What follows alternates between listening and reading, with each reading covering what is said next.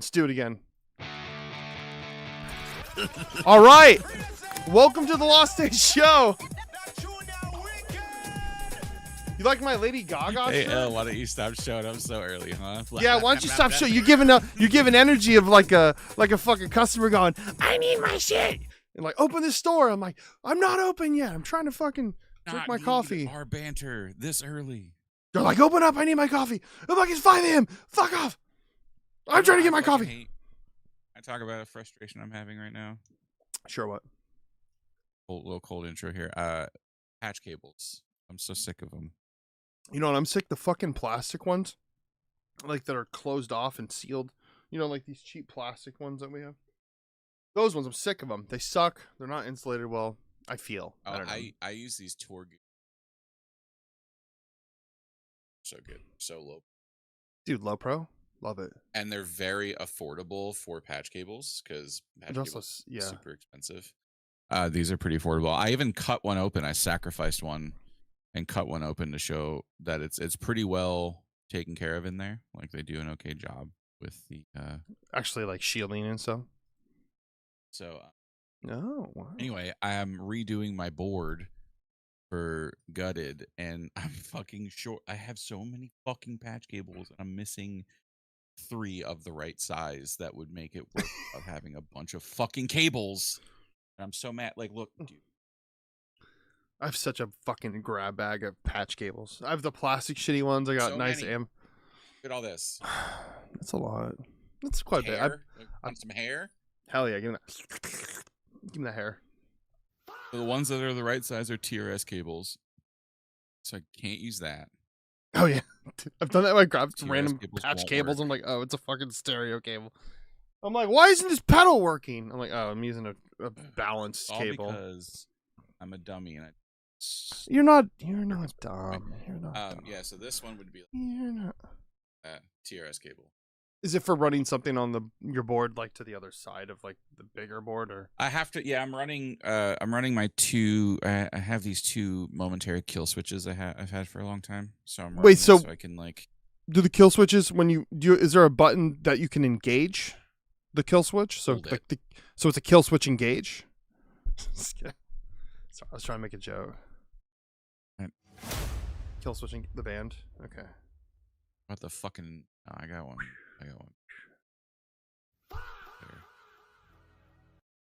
You have one better. Better joke. How about this one? Oh, what's that? That's funny. Oh, I don't even know what that was. It says. Did you play that? So that's. Oh, was it in Discord?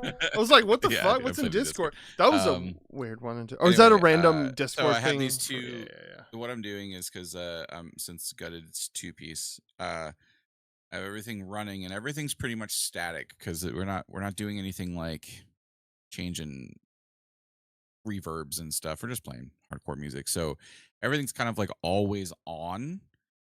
But I have parts where I want to cut into just bass or just guitar really quick. Yeah. So having a momentary switch where I just put my foot down, and as long as I'm holding it down, it turns off the signal. Yeah. And I can let go, and I don't have to like keep clicking back and forth, like click, click, click, click, whatever. So I didn't realize though that the switches I have, I guess the way that it's wired, the way that it works, because I don't know anything about circuits. That's why I was saying I'm a fucking dummy because I don't know anything about circuitry. It's wired to the ground. So the way I had it set up is I have my ABY pedal. Actually, here. It's crazy because I was talking to Will. I'm talking to Will right now about it. I'm gonna send you in Discord. Shout out Will. He was like, yeah, shout out Will being the fucking best ever. Shout out to my Will boys. Shut. Okay. Hold on. I'm dropping a photo right now in the chat. Let me pull it up. I drew up the path that I have going right now. Hold on, let me open it. I'm borrowing Pat's. I need to let Pat know that I'm borrowing his pedal. Shout out to my Lost Boys. He already has things loaded on there, but he lets stuff here anyway. All right, let me pull this up on stream. Okay, so I can. I wrote a little I have a little thing showing. You draw that? Yeah, I drew it earlier. On what? Like on Oh, it's on like Photopea. I just ran shit and Oh, put a you just stroke on did a it little so that draw. way. Yeah. Yeah. So anyway, I like the colors. I have my input going into the tuner, so I can cut the tuner, right, and then it goes into the ABY pedal. Now, I originally had the ABY pedal going directly to the momentary switches on either side, but apparently, because the way it's wired, when I would click any of those momentary switches, it would cut the entire signal because it goes all the way back to the ground. Yeah. So it cuts the signal all the way to the ABY. So it cuts everything, even though I Hmm. have it split after the ABY. So I messaged Saturn Works, the people who make these awesome kill switches that they're up because of so long. Uh, they said try putting a buffered bypass pedal in front of it. So I put the bass one at the end of my signal chain now, and this was me explaining the signal chain. So I have like the bass going out into the Digitech whammy, which is tucked away into the distortion, into the Sans amp, momentary switch into the looper, and then out. That's so the reason I have the looper up there though is because it isn't as noisy up that way. I could put it with guitar, but then anyway, that's Hmm. getting stupid nerdy. Anyway, I have Nerd it. nothing to Nerd plug out. in. I have nothing to plug in because I don't have anything else really to put in for my green channel for my guitar. So it's still going directly into the um momentary kill switch. So when I use it, it cuts off the entire signal. So and I was like Yeah. looking around, I was like, I don't have anything that has buffered bypass. So I have this that have his generator 9 pedal. Oh yeah. I was like, and it didn't say anything on the site because I would not have bothered him otherwise. But it didn't say if it was true bypass or buffered bypass. They're all true bypass. He says he doesn't like buffered bypass for like anything really. So just to let you know, all of Will's pedals are true bypass, which I figured, but with the noise Dinner. generators, I wasn't sure how it would fucking go. Yeah, that makes sense. And To assume they then I might have maybe one. have like I think this Grand Canyon that is so dirty. I haven't used it in a Grand while Canyon. is probably buffered, but it's so big and I don't need it. I don't want it on the I just need something that's buffered tiny. Mhm. I was trying to find something that I had already There's because the obviously I like ain't buying JHS nothing. has a little Um, buffer. Don't they have that like the little buffer yeah, pedal? yeah, It's that's still like exactly $100 though, or pretty much something. what this is 50 bucks. made for. It's like $60, and you can find buffers for like 20 or $30, which is great. That's a great deal. Never in my Oh, life wow. did I think I would need one, so it's kind of dumb. But yeah, Will was talking to me, and he was like, "Yo, any Boss pedal obviously would do." Yeah, but I don't really have anything. like, I got a bunch so of Boss pedals. I'll just send you one. I got I have my old tapes pedals also true bypass, and then my tuners are true bypass. So I was like, I can't. Nothing I have will work.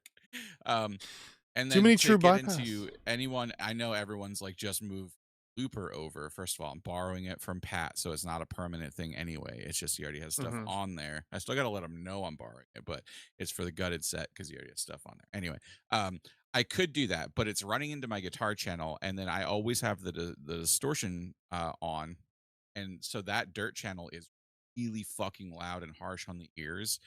So I'd have to continuously remember to turn it off and then engage the looper, which is totally fine. But the reason this is so stupid looking is because my feet are really Dumbo stupid. So I miss pedals all the time. So I'm worried about like I don't want to fuck anyone's ears up with really ugly, distorted Yeah. vocal like samples. You know what So I'm saying? Because you were it's like really saying loud. wait, so you're just doing like a two-piece setup? Or you don't have a I thought you were playing Yeah, wait. Oh, I thought you I were was. So we Pat moved. Um, Oh, got it. So, but yeah, so Oh, so he since oh okay, losing so that the yeah. feeling in my fingers from my injury, it's really hard for me to hit notes as accurately. So I asked Pat and Brad if I could switch to bass because the strings are thicker, so Yeah, it's yeah. easier for me to feel it. So that worked really well. And then we decided I was like, Pat's kind of like he's so fucking talented, and our other songs we're writing that don't sound like gutted. I was like, we should just focus full time on that, and then me and Brad can do the gutted stuff, which means I can do the bass guitar setup. But because if I hit the wrong note, it's hitting the wrong note across the board. Mhm. So it's not really the wrong note. Like it is the wrong note, obviously, but it would still sound in tune with each other. You know what I'm saying? Yeah, yeah. Um, So then I just went back to playing guitar and doing it this way. So Okay, I didn't remember the fact that he moved, or he wasn't in the band. yeah, Still. he just moved. Yeah, it was just like I don't know. We love Pat. It's not like he wasn't in. He's all, fuck this band, I'm out. And Pat's our homie. No, I we still know, want to do the leash stuff, dude. If I could have had you in the room for the leash practices, I have the songs, but they're obviously like on the phone. They're so fucking good. They're so fun. So Hell I'd yeah. love to get those songs going, and Pat's like super hyped about that.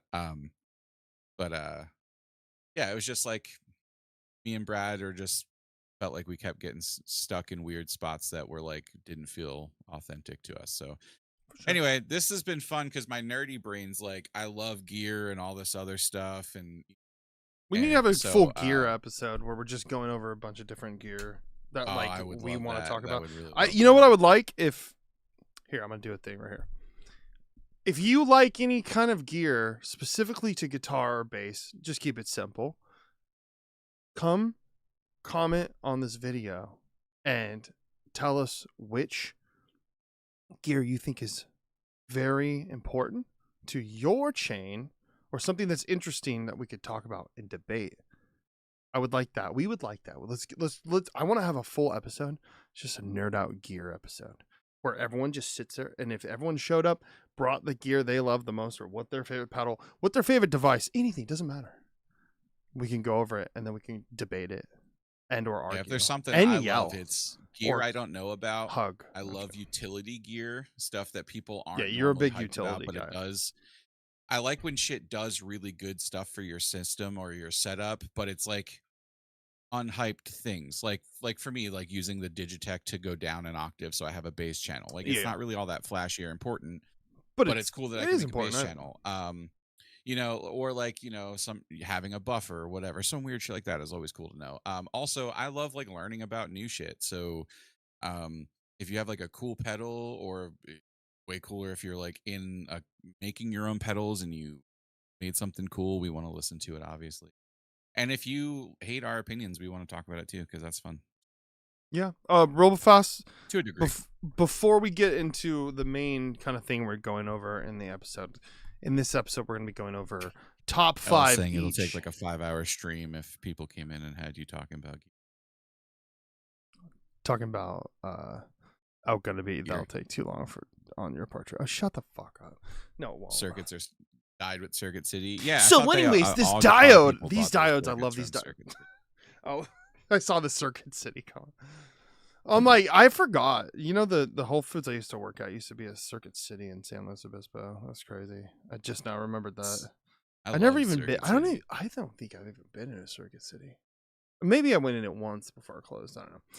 Dude, Circuit City, Best Buy and Circuit City were literally the same fucking thing. So whatever. Anyway, so I want to get into this before we go into all the. We're gonna go over top 5 albums each, or so, whatever, or more. Fuck it, dude. Who cares? No rules. Parents aren't home, dude. School's out. Fucking, we can do whatever we want. Our school's almost out for some people. Friday for summer, or for Friday. Friday. Dude, hell yeah. School's out forever. Anyways, what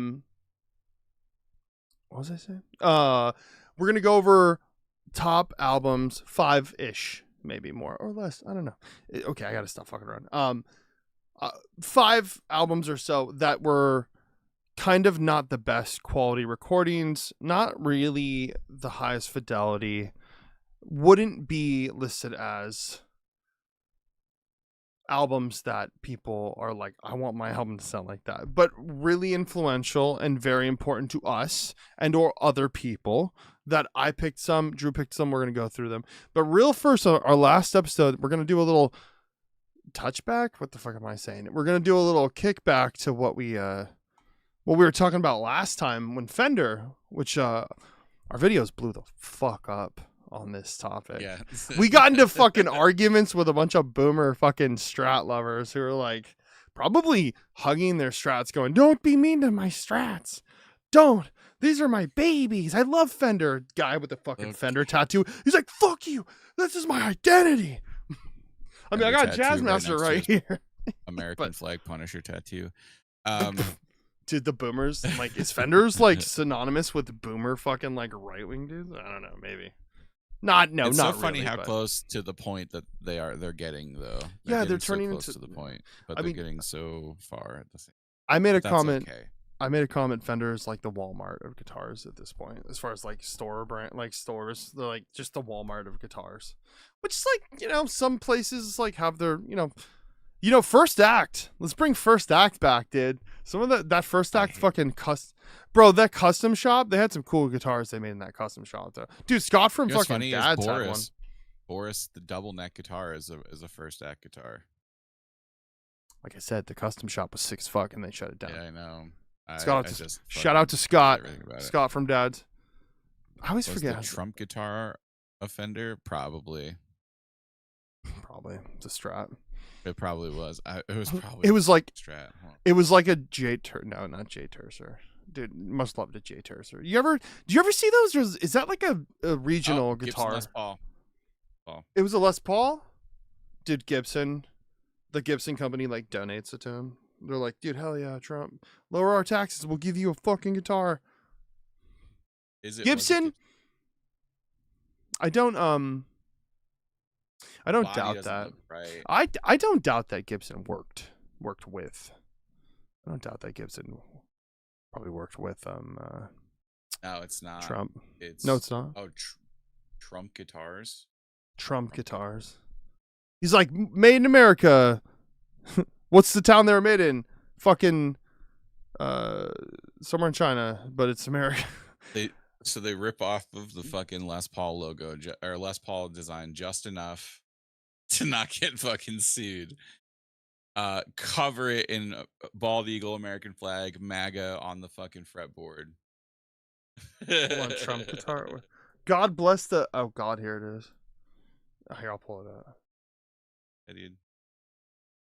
What a fucking $1,500. Make America great again. What the fuck? The G is like it's massive. a bolt-on neck.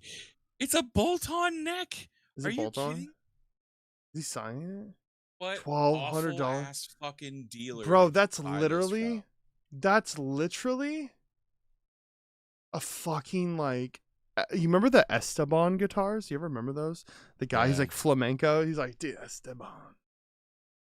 Look at that. I mean, dude, that inlay. Look at that. Dude, it's not even an inlay. It's a fucking print. Yeah, it's a sticker. Fuck you, it's Trump. For sure. It's just a water sticker or whatever. Dude, Trump.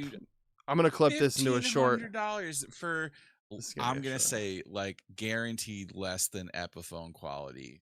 Dude, this is like literally a rogue fucking brand guitar. That size 39 inches. No, that isn't a real measurement for guitars at all. 41 inch. Fretboard inlay just says "Make America Great Again." It doesn't tell you what the inlay material is. Also, when I scroll down, you have to go through all the photos before it even goes down on the page. Look at him signing. Strings are, dude. Look at the string name, and the pickup name on the electric guitar. You got to look at the string name and the pickup name on the electric guitar. Dude. Hold on. Oh, this fretboard. We stumble onto this shit. Thank you. The string name? Where does it say that? Go all the way down, all the way down in the specs. Oh, right here. Yeah, that's your spec right there. Yeah, keep going up a little bit. Pick up MAGA 45 Trump buckers. Fucking Trump buckers. Get yourself a Trump buckers. The MAGA benders. The MAGA benders, bro. Yo, dude, the fucking name. MAGA. If it wasn't so miserable and so fucking horrible what this man has done, this would be very, what very a funny. Fucking idiot. It's not funny anymore, but this. Who bought a fucking Trump guitar? This is guaranteed that it's not funny, made just but, like the Trump phone.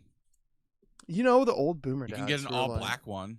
Dude, the all black one says Donald J. Trump on the fucking inlays. Nothing says I'm a fucking man like getting another dude's signature and his fucking name on your fucking fretboard. Ugly ass version of that too. I'd rather have a fucking looks like the agile ones. That's what it looks like. Bro, it's literally just fucking like, oh my god, look at the side. Like it looks like it's raw wood still. Oh god, it looks. It's just these aren't even. This is an AI. They use AI on everything. It's just an Oh, AI for guitar. sure. You think they would do anything else? Well, it's one thing to even just make a fake mock-up, but to just AI it. Look at the string. I mean, yeah, maybe. I mean, maybe it's just a mock-up. Look how pixelated it looks. That's just raw wood on the side. These aren't even real guitar prints or pictures, prints. Look at non-affiliated. Get Trump Guitars is not affiliated with, supposed to be endorsed by in any way connected to Gibson. Well, hey, why don't you send cease and desist letters to fucking Trump? And look at this shit. You guys gonna litigate other companies? Go I wonder litigate if they the did. Did they? No. Fuck no, dude. They're like, hey, we love no taxes. Holy shit. Okay, I'm getting very sidetracked by this. Anyways, just all right. So we'll get into the Fender real they fast. They did send a cease and desist to 16 Creative, which is the brand behind the Trump endorsed guitars. Yo, Gibson did send a cease and desist. Yeah, he's like, I'm the president. What the fuck are you gonna do? They're like, touche. And I don't mean that with respect to him. I mean that with all disrespect because he's a piece of shit. But anyways, I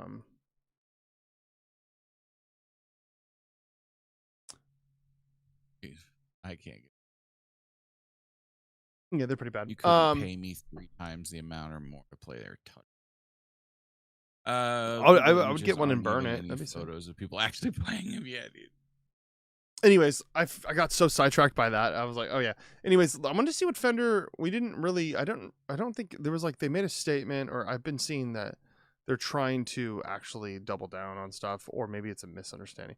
Fender claims social media has led to a lot of misunderstanding about the nature and the scope of their cease and desist blitz. I mean, our video probably fueled that with like the millions of views that probably flooded the internets, where they probably saw. Well, dude, what if Fender was like, fuck these two guys? I'm like, yo. The guitar I got, I bought it off of you, painted it, and I bought a fucking replacement neck. That's a Fender, like Jazzmaster replacement. So I didn't actually buy a Fender. At least one major brand has also been so. Like I was saying before the show, I think it was like PRS was the one that got the most flack. I feel like they were going mainly after them because they're also like high tier. I mean, I always thought PRS guitars look fucking stupid, but like I heard they're amazing to play. I think I played one. I'm like, yeah, they're great guitars. But do I look like a 50-year-old dad who's playing Mustang Sally? I'll use that reference again. Mustang Sally. Anyways, Fender's legal campaign over the copyright of the Stratocaster body shape shows no sign of reaching a resolution, though the brand is revealing more about their perspective on the situation. Denied opportunity to appeal court ruling that is its ES body shape. So someone was saying something about why don't they just try to copyright the Telly body or something, because like that's a different body shape that would have been different enough. Like I don't think they ever copyrighted or unless the whole point of you can't copyright the body shapes, they just never tried to. But they released this to guitar.com, legal correspondence between itself and another guitar brand that references the social media storm. They're like, why is everyone mad that we're trying to sue every guitar builder to get rid of all their stuff? Dude, they're so fucking stupid. It's a misunderstanding. Yeah, it's pretty wild. Sure. Fender releasing the correspondence comes at the heels of the Wall Street Journal article yesterday, in addition to reporting much of what guitar.com has already revealed about the situation. Broke the news to the PRS has also been sent a cease and desist. PRS, of course, is the maker of the Silver Sky, John Mayer signature model. I think I played one. It's all right. It's not that great. Outselling Fender's original Reverb on Reverb in recent years. PRS wouldn't comment in detail about the letter. Please, PRS. Come on, Paul. Oh, come on. Only telling the Wall Street Journal the company said it disagrees with Fender's assessment and declined to comment further. PRS joins LSL as the only two brands who confirm. So they're the only two that have confirmed publicly that they have been sent these letters. But guitar.com. So a cease and desist, they can send it, but unless they're going to litigate them, they don't have to fucking do anything, technically. Until they try to sue them. But we cannot name the brand for confidentiality reasons, but we can share that the brand is questioned as rebuffed Fender's demand via its own lawyers. So they're saying, eat shit and die. That's what they said. It is all a big misunderstanding. What's the misunderstanding? These letters have triggered a substantial echo, not only from its addressees and their lawyers, but also the media and the social media. It reads, from these reactions we took that apparently were there have been a lot of misunderstandings about the nature of the scope of the matter.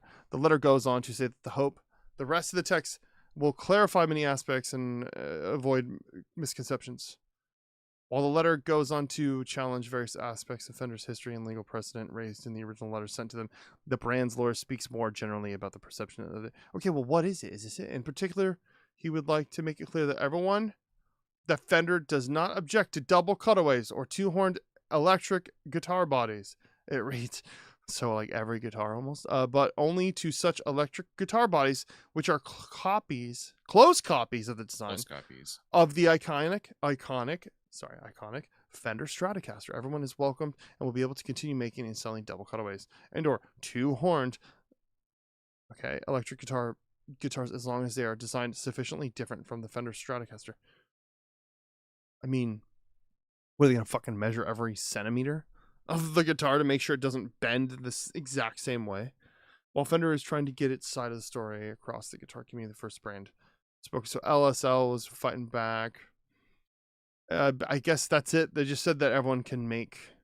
That's what I'm getting. They said we only if you completely mimic the exact like strat body. Like, okay, well then just fucking make one side like cut in a little bit harder or something. Then it's like, okay, like what do you mean? Just this still goes to the argument that they're trying to just squash any of these companies and they will just threaten litigation at them if they even make something that's close to it. They'll still probably they can make it somehow different. They'll still try to like sue them and shit. So I think it's stupid. That doesn't really show it's anything just different. running. Yeah, like I said before, I think like this is a way that you can do this. You can act accordingly and file lawsuits and go legal if you want. It's never a good look for the company ever. And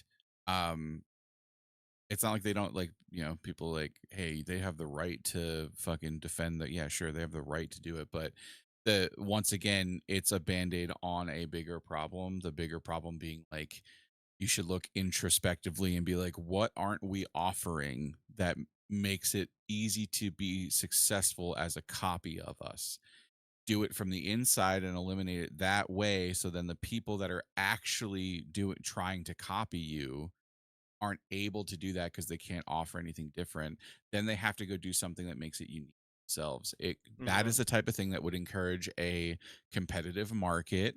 It would encourage growth of sales. It would encourage a better behavior. It's all those things. It's like it's not hard to understand that. This is dumb. I'm allowed to think that it's dumb as well. So, well, right here, look, it says Fender's own communication implies that a significant number of the brands have been sent cease and desist letters.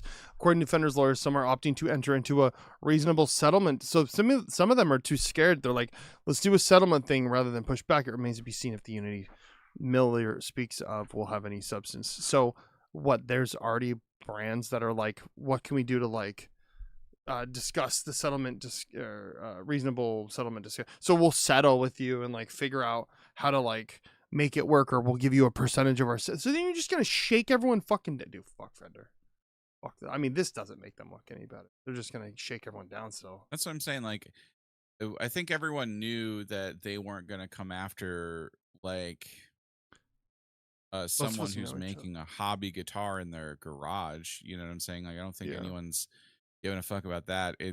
But like, you should just be focused on the people who are trying to pretend to be Fender, because that, in my opinion, is just the copyright easy way like to be strike like people that are ripping is them like up, you're saying you're selling a Fender product. It's not a Fender product. That has to stop. That is a totally fine thing to fight, but to just be like,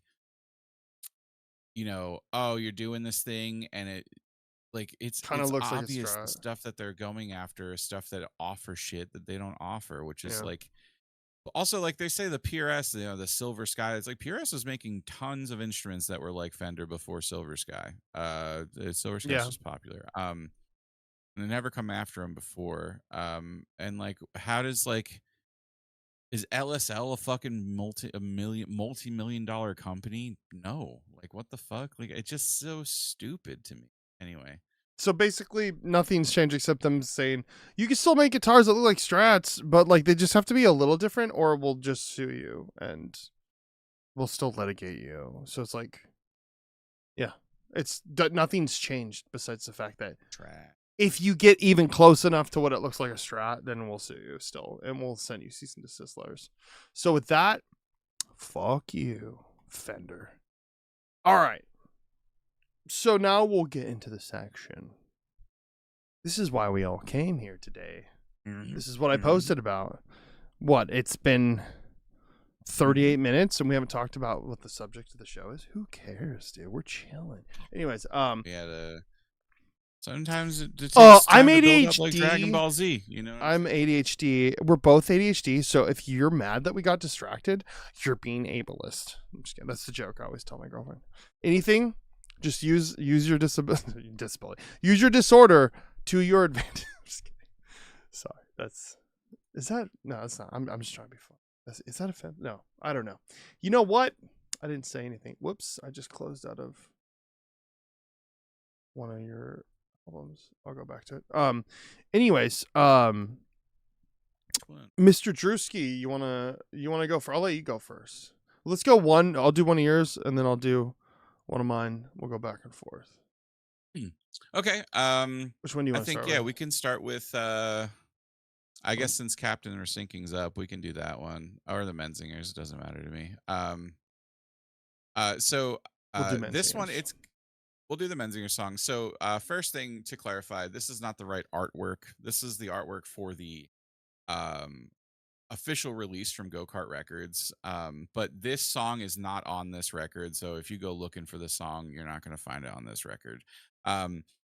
It is so they used to record up in their attic or something, pretty sure. And this is a song that they recorded there. So to see where they came from now that they're here, and also the style of song is not going to be expected because they used to be a different band. But anyway, let's play this song and we can listen to a real deep Menzingers cut.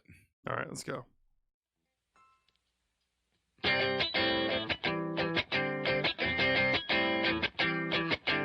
Oh yeah, also the context, the songs, well, like I was saying, it was like they're not like the most high fidelity or quality, but they still, with the Menzingers too, it's like even starting out with like if they had shitty recordings, they went on to be a very successful and very influential punk band.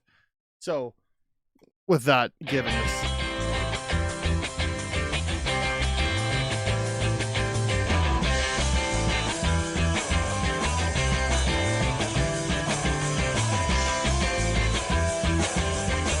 I mean, off the bat, also there was just my brain. I wanted to comment on just the actual recording of it, and I could tell off the bat. But it's also like, okay, here's the thing too with some shit. If it's like an old file, plus being re-uploaded on like a YouTube, and the algorithm does fuck up some of the sound and shit sometimes, depending on the 12 years ago. So, like the quality. What year was this when this came out? Like, do you know the song? Or you said this isn't the right cover. 2000. This record was in 2000. How long have they been around? 7, so probably 2005. 2005 or so. 2006? No, 2006 maybe. Can't remember. And you said this isn't the right album though, cover, but someone just put it up. No, it's not. Yeah, so whoever put this record up, because this was off of just like a demo.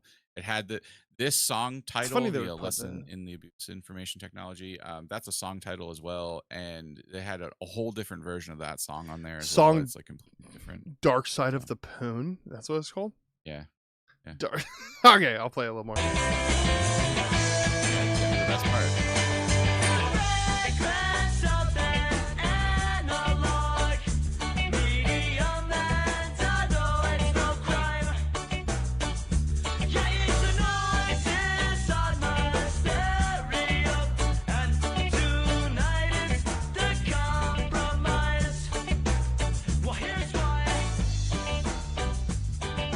So they were a lot more ska before. Oh yeah, they straight up had multiple like ska kind of dubby reggae. There was still That's punk. This fun like though. some of the That's fun. songs on Yeah, this no, for demo are sure. on this exact release, which is why I think the mix They up is put there. this. Yeah, yeah. Um, but obviously better quality because they went with it that was a long time with this Yeah, yeah. next record. But yeah, so they were that ska band Bob and the Saggets, like I said from a previous episode, and then they they actually were called the Gramercy Riffs. Then they became the Menzingers.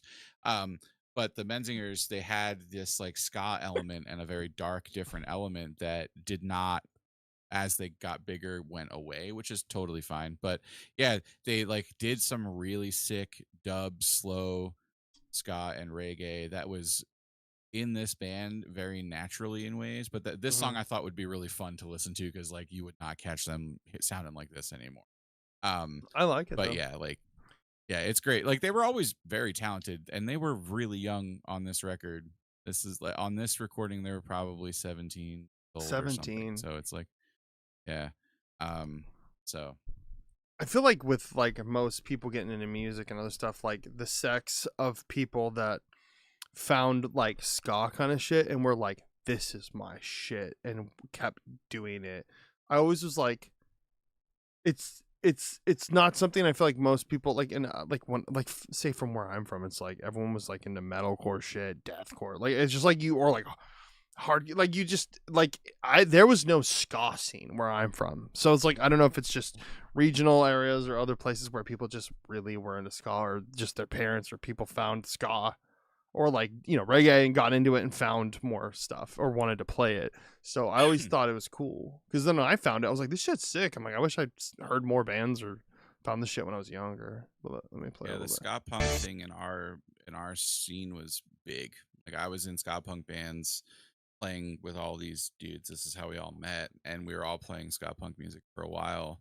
And it was big at the time. Like bands like Big D were coming through, and they were Yeah, getting that's really true. popular off of the I'm just LAX record. I'm curious how a lot of these And bands kind of got really into like the ska kind of like and then turning more of like a punk element. Like, cause there was like a bunch of different bands within a certain period, like '90s, like early '90s was like the big like I guess just well first wave is like specials and shit and like it's well, funny that technically, the progression specials of is ska is if you get interesting into to the me. nerdy shit, the first wave is pre specials, and Yeah, the second wave is specials. Then third wave ska is the shit in the '90s. That's kind of how yeah, the loose broken up. yeah. The waves. Um, like the stuff that predates specials, the like Toots and the Maytals and all that shit. That's first wave ska, very much reggae. And Yeah. then the specials is kind of second wave where it got like very punk influenced, and then it kind of progressed from there. It got like instead of just punk in attitude, it started becoming punk in music as Hmm. well, and then mixing it. And then bands like Op Ivy were massive for us. Oh yeah.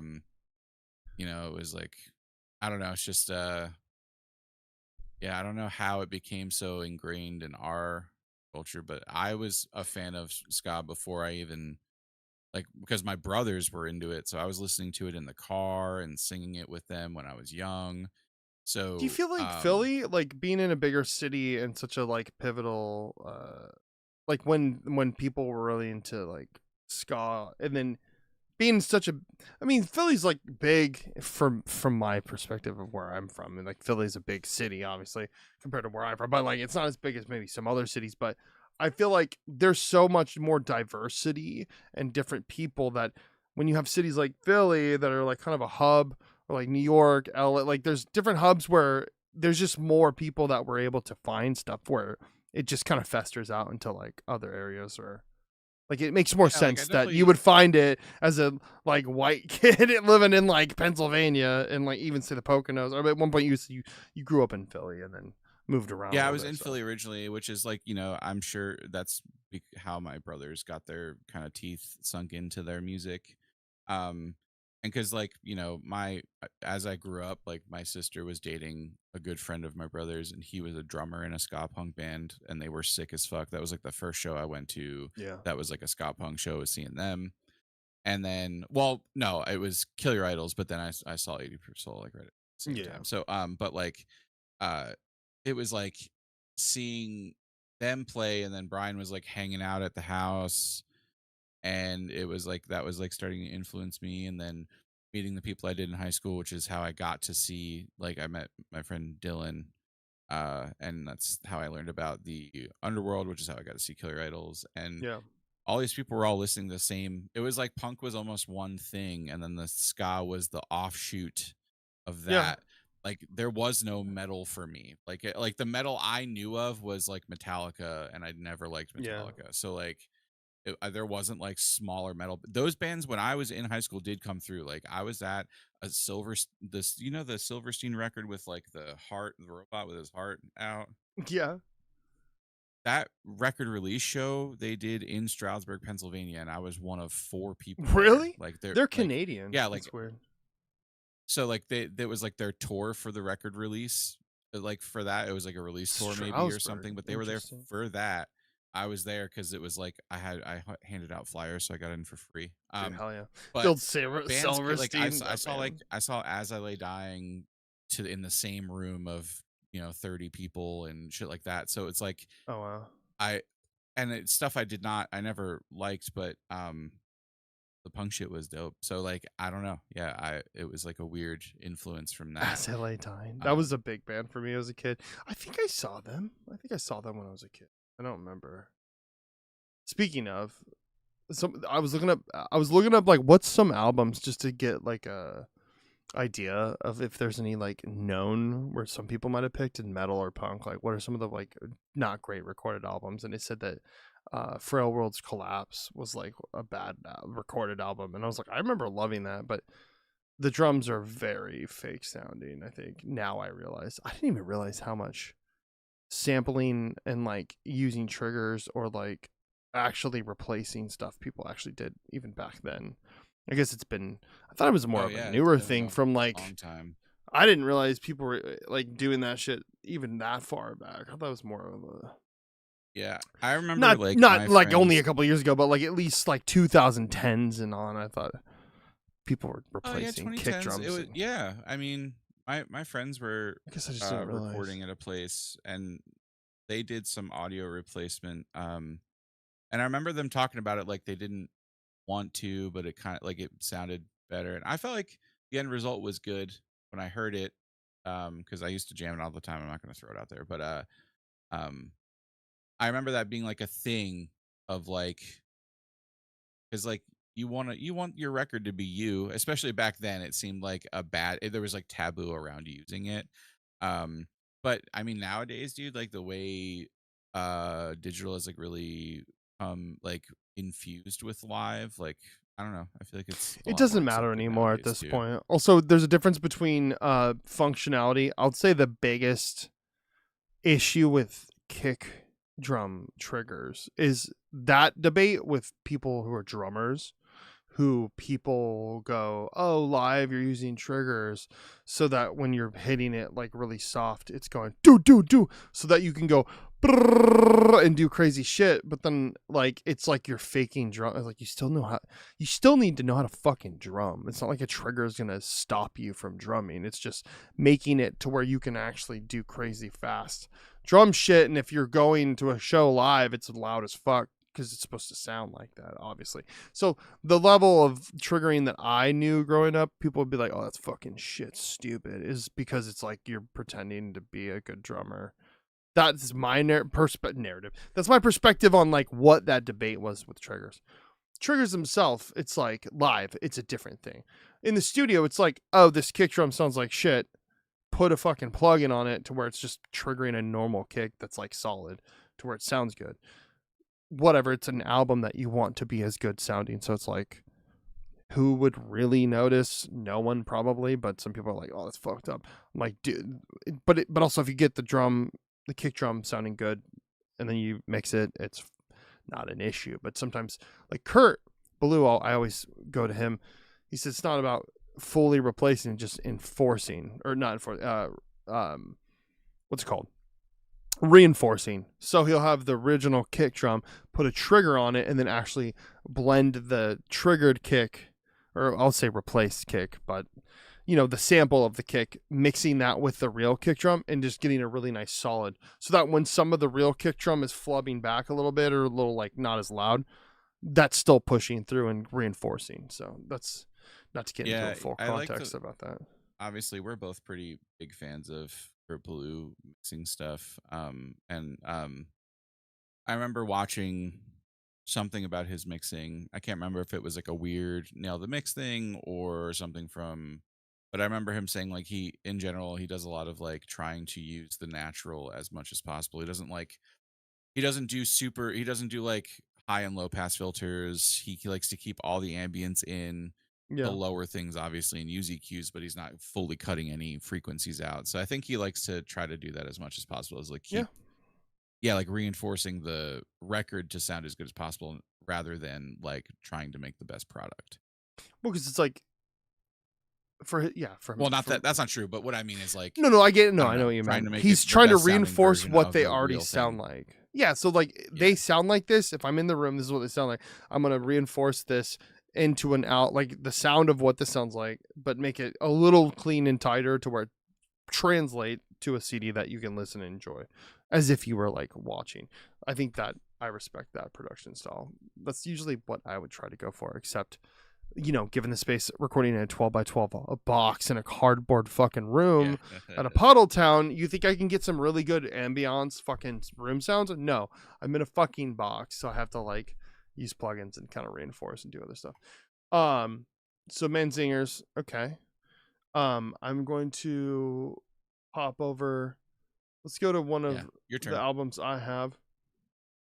This one, I'll bring up this album. We talked about this not too long ago. We were talking about the intro to Alexis 44 on Caliber Fire. Love Letter is the best thing in the world. One of the best things ever. Let's just listen to it. Let's just enjoy it. Yeah, it's so good.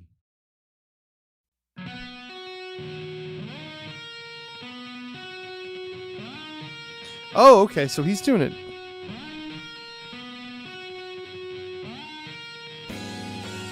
So I picked this album.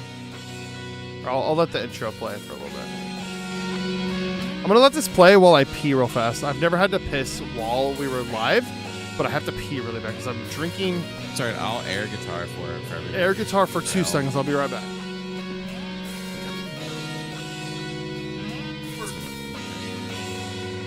How doesn't it?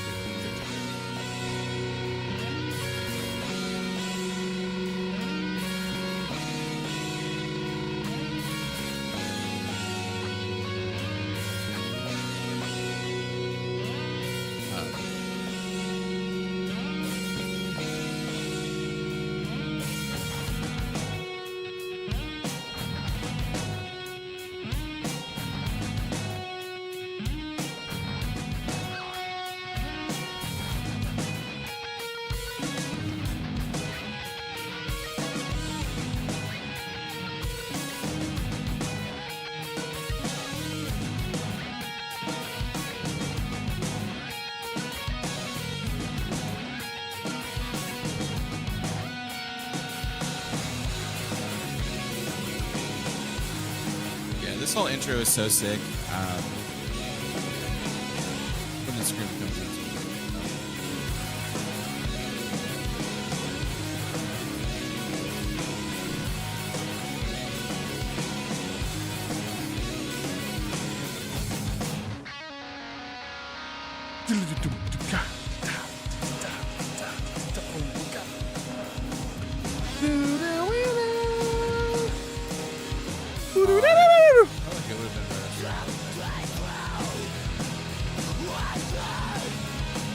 And then you got Dallas.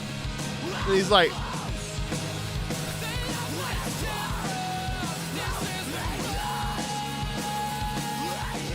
so anyways, I'm realizing too. Oh, it's so funny. I'm like sitting here just playing almost a full like song on the stream on here for the show. Yeah. I take the audio and then clip it and I put it on a fucking podcast for like Spotify and shit. And then it's so funny. I've done it. Converge. We did that whole episode where we listened to the full fucking album that came out. 3 days, by the way. 3 days, dude. Oh, for the new one. You know what? Hot take. That song they dropped, wasn't the biggest fan of it. It was cool. I just was like, okay. It sounded like just another track from, not to be a hater. I love Converge. We love Converge. Converge, I love you. Also, yeah. I don't think I could talk about that one thing. Anyways, yeah. Anyways, but Converge is great, but yeah, it was good. I didn't hate it. I'm just saying it was off the back of listening to the album and then being like, oh, dude, another one, and then immediately I was like, okay, it's a cool song, it's a cool track. Was it Hum of the Heart? Is that what it's called, right? Something like that, or like that track is that. Is that the title of the album too? Hum of Hurt, or like okay, for sure, yeah. Just hot take, not a hot take, just. I think I was just riding high off of the last album, and that was like just a solid track. That's all I'm saying. It wasn't like, holy shit. Like the first playthrough of the last album, I was like, the Viking song. I was like, what the fuck? It was just so different, you know. There's 2 songs. The second song is sick. Sounds like every streaming band from the Central Coast from the F dude, yeah. So I was just reading L's. Oh, Alexis on Fire, yeah. Well, there was bands time that was so fucking into them. So I would listen to this record and then the one after this, Watch Out. I told you how Travis King, who Blowout. You met. I think you knew Travis from Blowout and stuff. Travis, I was in a band with Travis in a metal band, a black death metal band with Travis when I was 16, back in California. And he was in a band called Ephra that was featuring a couple members. This guy Kirby, I don't know what happened to him. He's a cool dude. Last thing I knew, he started a company doing salvaged audio or something, where he was like taking driftwood and making speakers with them, and like it was super cool. And then I went to a YouTube. I'm like, yeah, what happened to Kirby? And like, because he was cool. Like we knew each other. I wasn't like best friends with him, but I think he took a bunch of money from people for some speakers, and he just fucking ran with it. And never did. He did YouTube videos getting hundreds of thousands of subscribers. I was like, dude, good for him, bro. Fucking Kirby and shit. And he just fucking fell off the face of the earth. I was like, oh, he like stole a bunch of money from people. I was like, oh shit, that sucks. But yeah, Ephra, Travis was in a band with him. That band was literally like Alexis on Fire if Alexis on Fire was from Central Coast of California. So for me, I was like, dude, this is sick. And then I'm like, oh, this band's just like Ephra. So that's why I like this band. But there was a lot of bands that were just like this, and I think they probably all really pulled from Alexis on Fire. But this album's great. Why I brought this up, which I'm almost forgetting the whole premise of what I was showing these albums, is that to me, it doesn't sound bad recorded. Like, it's not bad technically. But I think the production of this album, if done in a modern way, I think it just doesn't hit as hard. I think just the production of it. Fuck. Okay, maybe I don't know how. In my head, it made sense when I tried to explain it, but like now I'm listening back more to it. I'm like, it doesn't sound that bad. But I do think. Okay, maybe this isn't a good representation of what I thought. The other ones I think are good. And I don't necessarily say it has to be like the recording quality is bad. It's dated, and I think what I'm trying to get across is the element of they're not the best album recording wise. It didn't sound as great for what it was at that time. It was great, but now looking back is like the point. Looking back at some albums, I go, it's not that great of a, like if you listen to the mix on this album, it's like it's fine, but it could be better with like technology being better and also just mixing it better with the way people do it now. So, excuse me. With this album specifically, it's a great album, but the other point I'm trying to make is that this transcends the quality of even, it is dated, but the songs still push through, and the way that this album flows is great. Also, this song right here. No, not this one. The Kennedy Curse? Is that what it? So this song. No. It's this song is this part. Fuck, I'm forgetting what song it is. No, is it Kennedy Curse? No, Little Girls Pointing and Laughing. This song, when it goes into the section, I don't know if you remember this part, but I remember learning this on guitar and going, this is the craziest riff I've ever learned. When it goes into the like harmonics right here, doing the like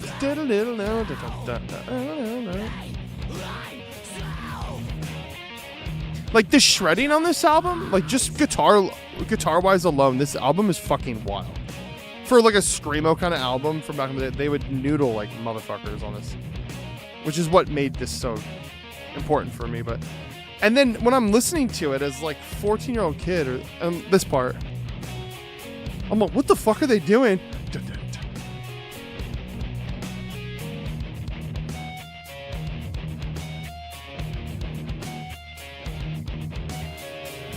So that shit blew my mind. And then I realized they're just doing natural harmonics. They're just natural harmonicking on the fucking strings.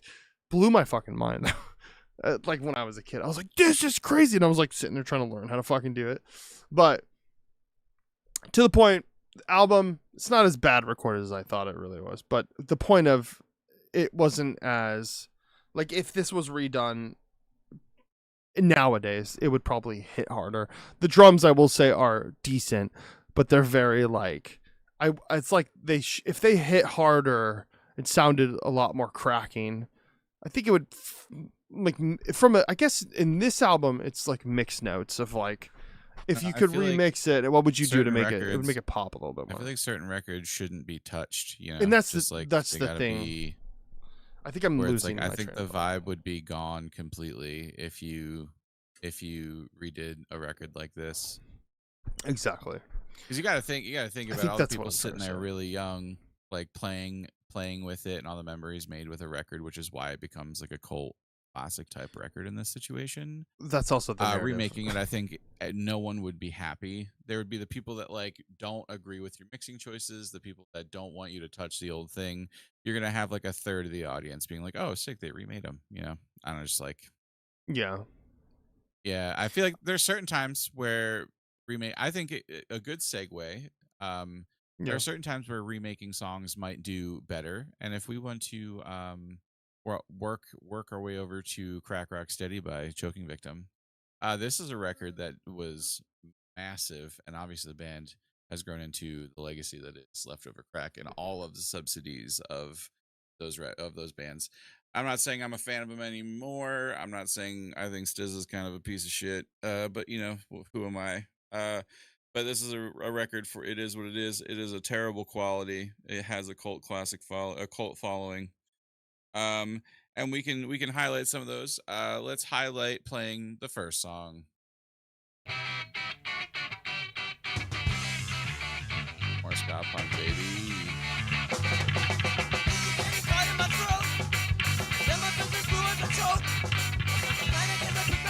Isn't that bass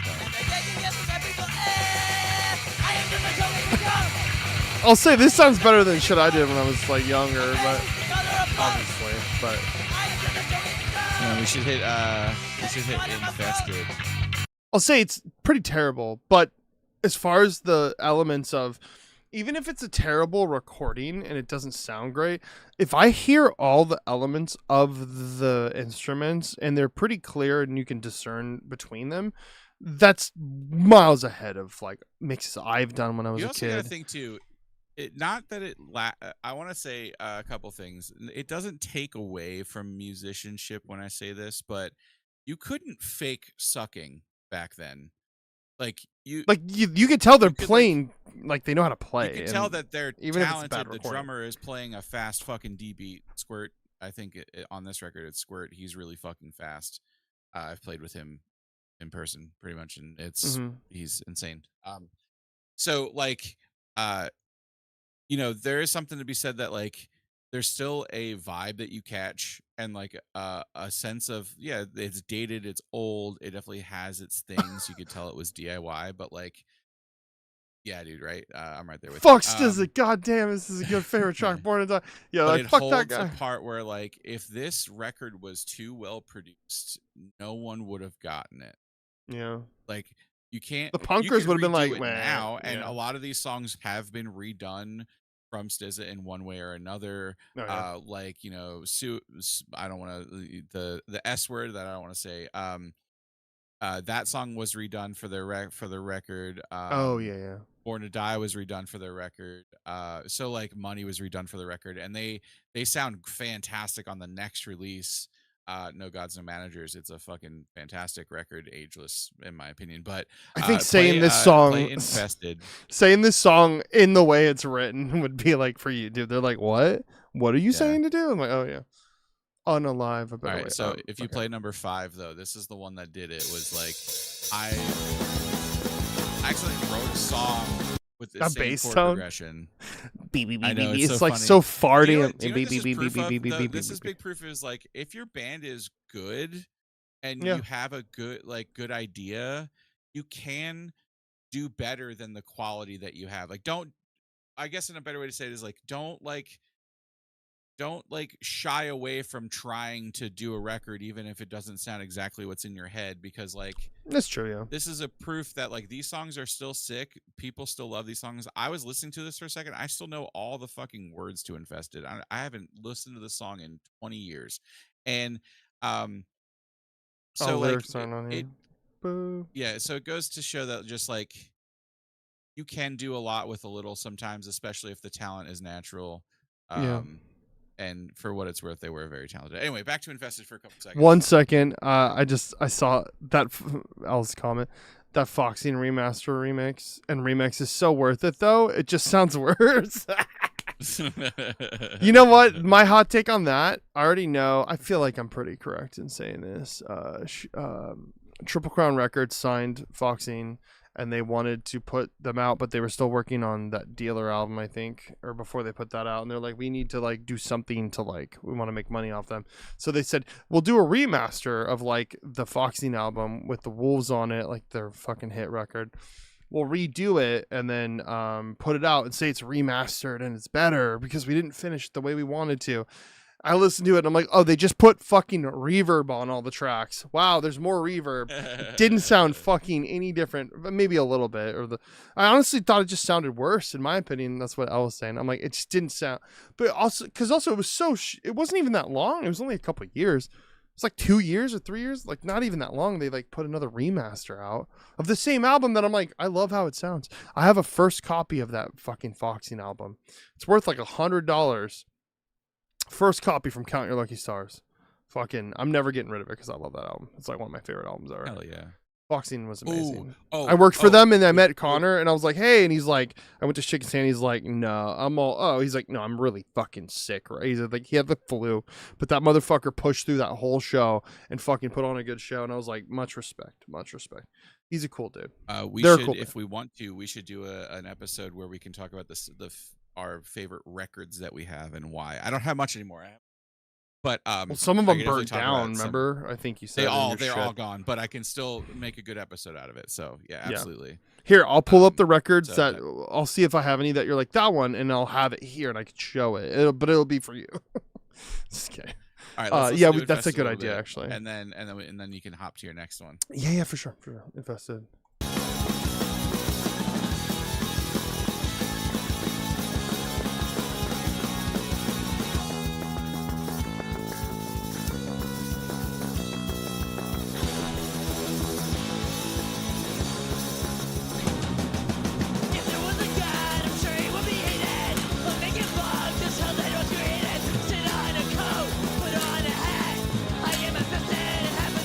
Oh my god, it's like this. There ain't no maybes, but it lots of crabs and lots of scabies. You take a pick. Lots of scabies. It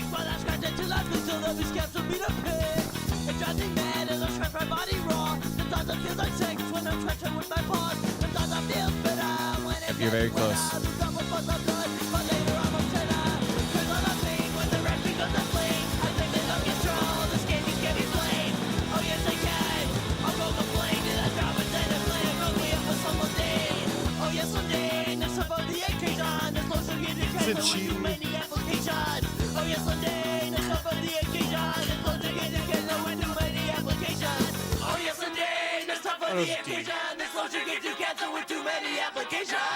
I must use it. I'll be the tested. This time I'm done for.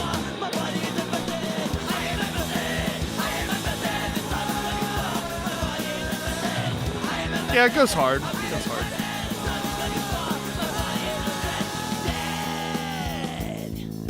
I will say for a ska punk band from this was what 96.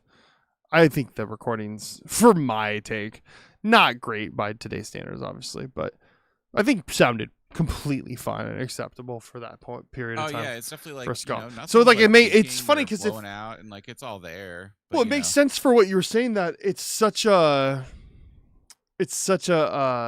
style of music. It only fits because if it was too clean, it would seem fucking like people would be like, man, whatever. Like they sound mainstream and shit, and like for what it was, it makes sense that like it's more sometimes rough. in the genre, like especially like we talk about it a lot, but like in the genre of like punk and stuff, when shit comes from like a lot of money, it's hard to swallow.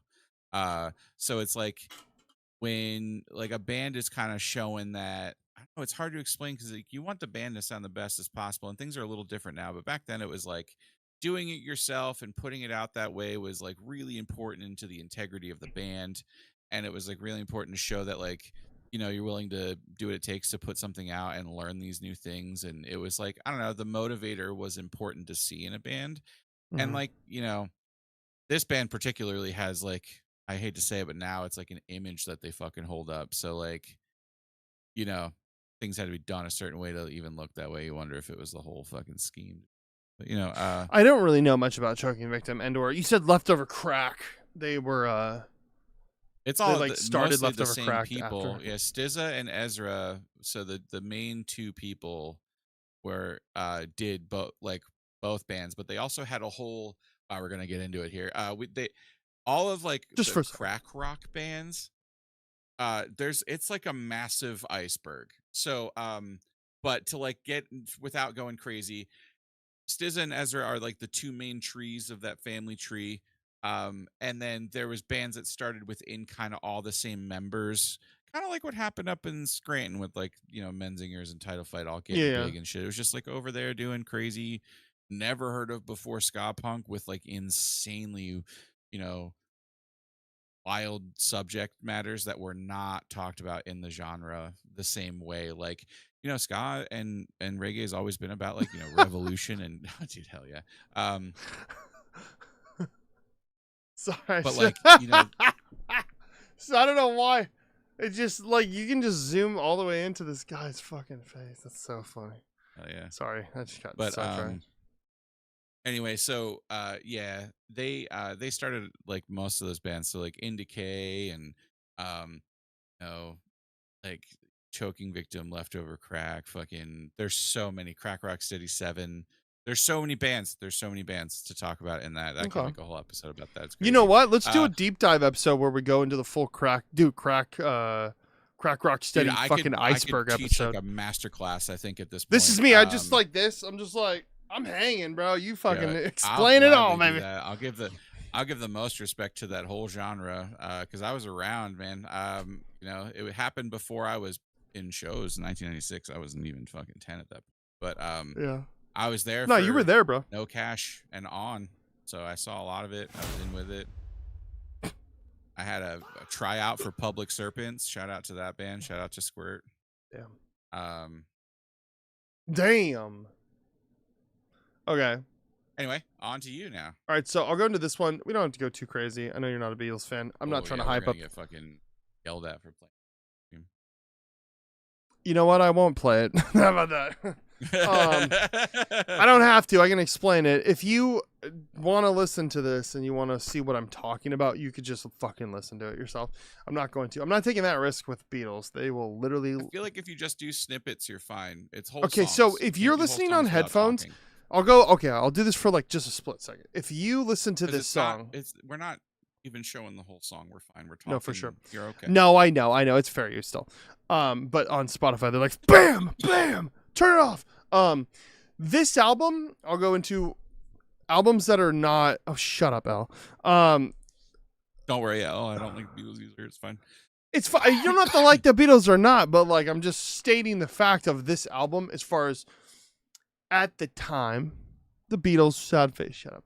Contextually with the time period and place. This is history. Okay, fucking listen. Okay, this is history. They're amazing and they did everything. No, the fact is that this album itself was a period in time when stereo when you think of stereo, right? The stereo field, listening left and right speakers, was like a fucking new phenomenon. And everything was mono back in the day. They didn't have fucking stereo fucking speakers and sound. They would just push everything through mono. So for this album, shut up, L. I'm not going to say this again. You get the out of here. Trey's a boomer calling it. Fuck you. You know what? I don't know what I was going to do. There with a sunburst. Another Les Paul. No, stop. Stop. I got a strat like a real boomer. Mean, he did say he wanted a gold top. I think Yeah, that's gold on top. record. Gold top sick. Gil, the guitar player from Lex I on want one Fire too, was but rocking I'm a gold not top the in the one getting music called video. out, so. Bullshit. Anyways, at this time the Beatles were huge, right? This is what is this 1966? So this is like nearing towards the middle of like their peak fame. This album, from my estimates, I think is one of my favorite albums. But also, if you listen to the mix, it doesn't sound amazing. In that, if you compared this to modern recordings of how they mix this, it fucking, even earlier I was listening to it with my monitor system, and it was fucking with me because they did some shit that I think objectively, there's been proven that there are recording techniques and stuff that Beatles and Jeff Emmerich, who was their engineer, they did shit that like, let's think outside of the box, and they were just doing weird fucking shit to see what the fuck they could do. So like in this song, you'll be playing, right, 2 stereo speakers, and the whole drum set is on one fucking side.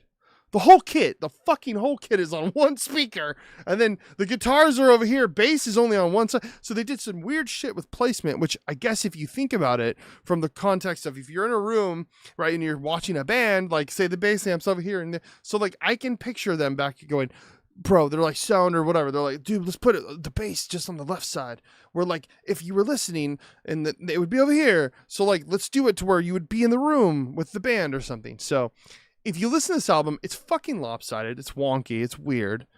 Usually if you play it on a stereo and you're kind of like just in the room, you're not going to notice it. But in a very sterile stereo environment, I don't know why that was a weird way I said that, but if you listen, for example, here, if you have headphones, you're only going to hear it if you can separate each element of like the left and right. But like even Eleanor Rigby, which is like a hit song for one of theirs. So off the bat, I'm going to do segments. Off the bat, if you're listening through headphones, let me see. John Lennon is all the way left. Paul's all the way right. Mono. So for that, not too crazy, right? 2 different vocals, one-on-one. All the fucking violins and shit are centered. And let's cut through.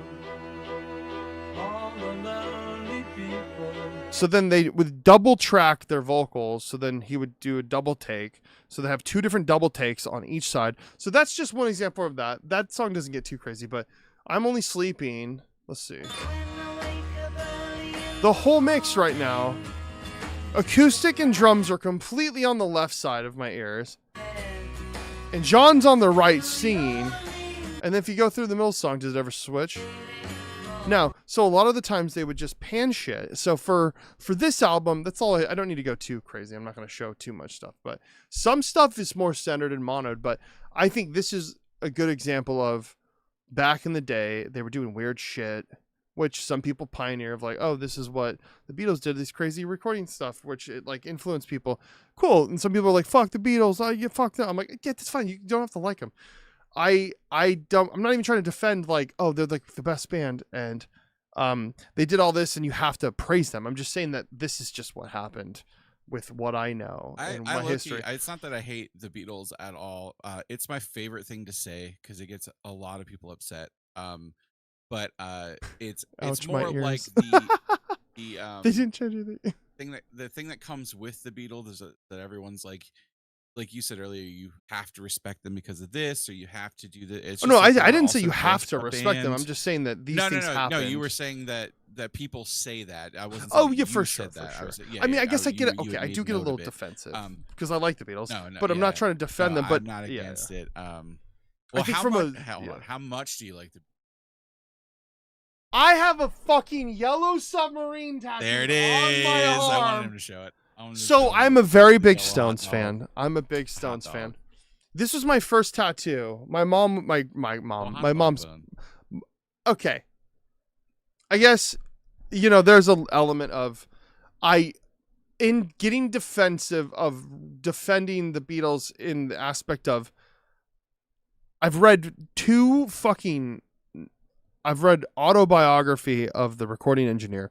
I've read 2 different full fucking huge books on the history of the Beatles because I was obsessed with them as a kid because my mom's English, my grandma's British, and I grew up listening to the Beatles as a little kid. There's a lot of there's a lot of emotional attachment to the Beatles for me as a person, and I could discern the separation of, yes, John Lennon was a piece of shit and he would hit his fucking wife and women and the people he was a terrible person. And that is a huge hang up I think people have with the Beatles is they blame a lot of it on John Lennon when I'm like, I don't think that's fair. Not everyone, not everything about them was only John Lennon. It was a band, but also at the time things were just different back in the day and people thought things were acceptable. And he even admits he was a piece of shit. And I'm not even defending it. I'm just saying that I guess in a way, I am trying to defend it. It's one of those things where separate the art from the artist, right? Not to get on a huge thing about the Beatles, but I can respect what he did in some music stuff, just like the guy from fucking what's it called, the crack rock.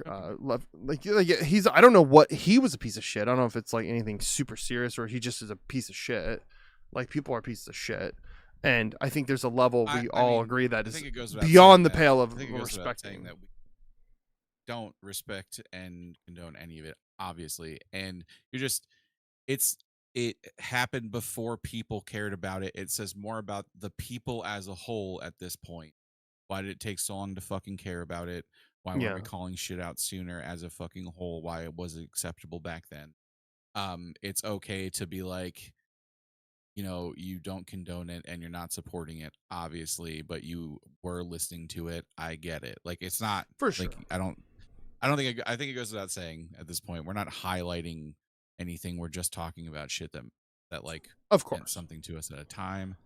But yeah, no, I totally understand what you mean because it's a tricky situation. Well, it's also then I'm I like the Beatles because I grew up with it and I have a detachment to it. But then it's also this dude's a piece of shit. But I'm not condoning what he did. But then also I think my main thing I'm talking about is that for anyone to take something of one of the members and to paint a whole artist, the whole band, as if they're all terrible because of one dude's actions, I don't think is fair.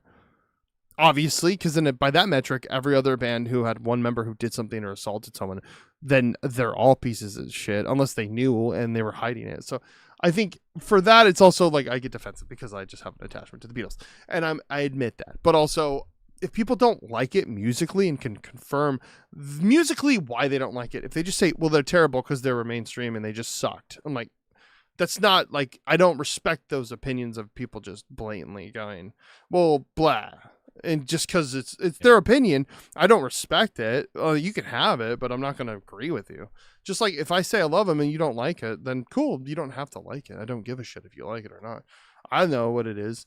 I know what I like. And I'm already getting rage baited into this point. I was I'm not going to get sucked into this. But I have strong opinions. So with that, I'll leave it at that. This album, as far as musically, not even so much the actual quality of the recordings, everything is bad. It's all was recorded to fucking tape and all this shit.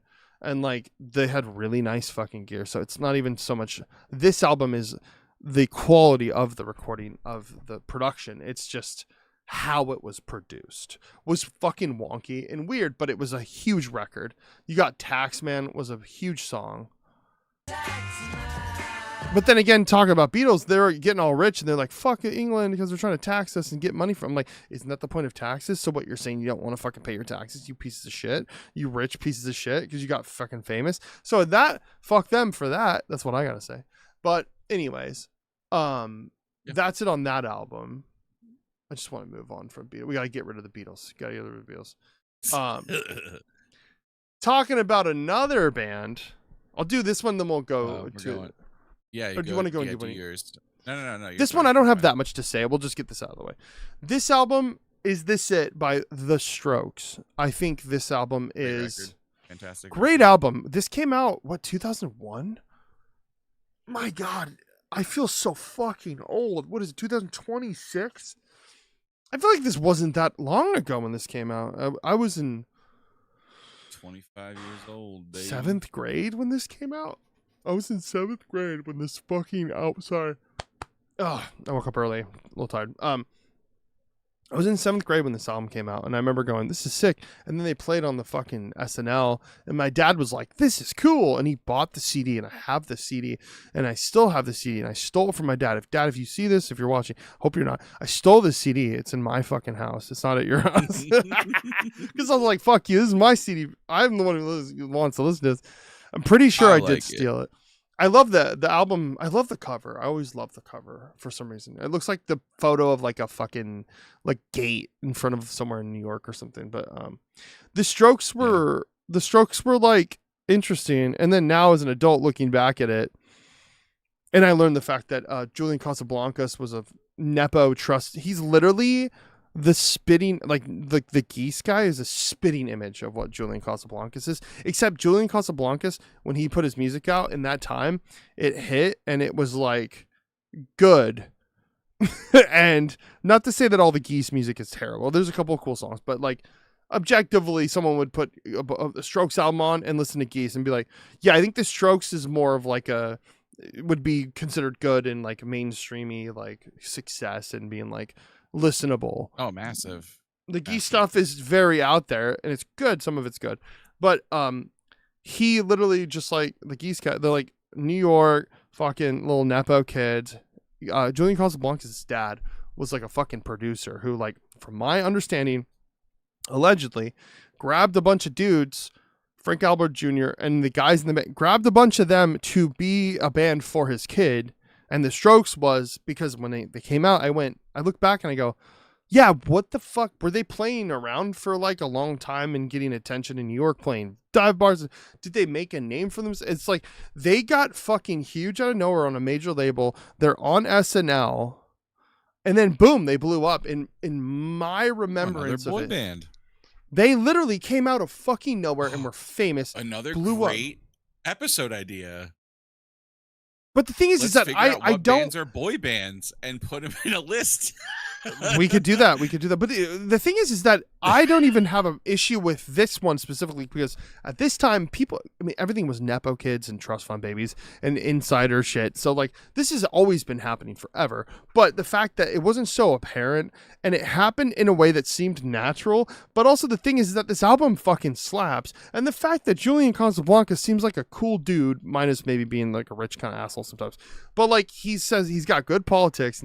So I excuse Julian Casablancas. I excuse this for what it was because it wasn't as egregiously Nepo fucking shoved it down your throat. It was a little bit more like, hey, we kind of like slipped them in like, hey, he's got attention. And it was a little bit less egregious as say some of the fake body and all the shit. Like you had to actually try back then to even fucking pump up an artist and get like actual attention. The way it is where if anyone was in the position and they were like, anyone can want to be a rock star. First of all, anyone's allowed. Well, you all just want to be a big rock star. Okay, yeah, everyone's allowed to want to be what they want to be, no matter where or who they're born by or with.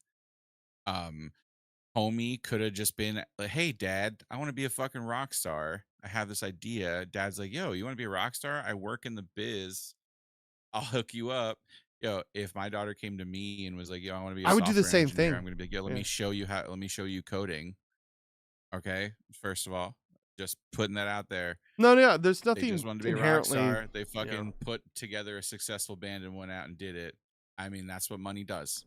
So like, yeah, I get it. It's understandable, but also like, you just probably wanted to fucking sing some songs and go out. Okay, cool. We got a sick ass record, couple records out of it. Couple records, by the way, not just one record. Couple of really great records.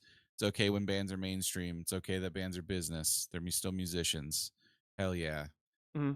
Love bands. So a couple of notes. I forgot I had a whole note list I took for these albums. I didn't even fucking go over. I was just talking about it, which would have saved me some fucking rambling. But anyways, what was this? Okay. This album was produced, mixed by Gordon Raphael. Studio was Transportarium in Manhattan, a basement under Avenue A on the Lower East Side. Recorded in March through April of 2020, 2001. It's the most New York sentence in the world. Wait, January, February, March, April. So this is In before the basement on A Avenue. So yeah, this was before 9/11, because that was April, May, June, July, August, September. This is 4 months. May, June, July, August, September. That was like 5 months. Oh my God, Sawyer, what are you doing? Oh, what? She got some sunglasses on. Oh, I know that. No, I know. No, she got goggles today for the summer. Googles? Got some Googles? She's hyped on them, and they're bright pink. So she's like, "What's up, bright pink goggles? What's up, motherfucker?" Dude, that's so funny. I can't stop her. She's on her way. I can't stop her. Right, You're what like, are we playing from this record so we don't get in trouble? Anyways, something because I want to hear something. Well, the Strokes initially worked with Gil Norton, Pixies, Foo Fighters, and sessions scrapped because they were deemed too pretentious and too clean by the band. Like the fucking what? That's crazy. Raphael set up 3 recordings. Is that what you said? The Strokes initially worked with them, and then those sessions were scrapped because they were deemed too pretentious, like the recordings. Yeah, and then Raphael set up three mics on drums, 1 mic per guitar and bass, and a room mic. Most of the songs were done in one live take. Casablanca's community that he wanted through facial expressions. Raphael would turn knobs until the frowns became smiles. RCA hated the sound from day one and wanted it out of Raphael's hands. They did not like the EP and did not think the album was going to be promising. The label actively tried to pull it from him. Julian's vocal sound was so specific, he took the Avalon preamp Raphael used, the fucking Universal Audio tour, and had live engineers dial it in exact same settings every night that he did on the album. Interesting. So they just cranked a fucking Avalon preamp. And that's where his distorted tone comes from, like in the album. So for this album, if you listen to it, there's fucking no bass. There's like fucking no low end. It's all just mid. It's fucking mid frequency. It's like terrible. It's a terrible mix. Yeah, it's like he has one of those OD2 pedals on it that just completely cuts out the low end. So gives him a little bit of grit. He's got that mid tone, like the boom boom boom boom boom. Like it's but so the sick. thing with this album is that I looked up another thing that said that they used blown out vocal mics. They used all this shit on purpose to get like this aesthetic of like they're trying to get this like sound, and it worked. And I have to say that the dedication of even scrapping sessions to be like, fuck it, it's too clean, I don't like it, and then like trying to fuck it up more is pretty punk in a way. But like, let's see, the modern age, like listen to the tom, it's all just like 2K. There's no fucking low. I mean, most toms you're not gonna have a lot of low end. You want that pop, but you need a little 200 frequencies. Like 200 fucking hertz. But it sounds like a sound that the mic is just in the though. room. They're It right, just like- sounds like it's just like literally a couple mics. And that's what they did. They just used a couple mics on like 3 mics on the kit. A mic on the talk about it. I love you. The Strokes initially but anyways, yeah, so it just sounds so like, okay, let's see, Selma. This one has a little more low end, so this one's a little better.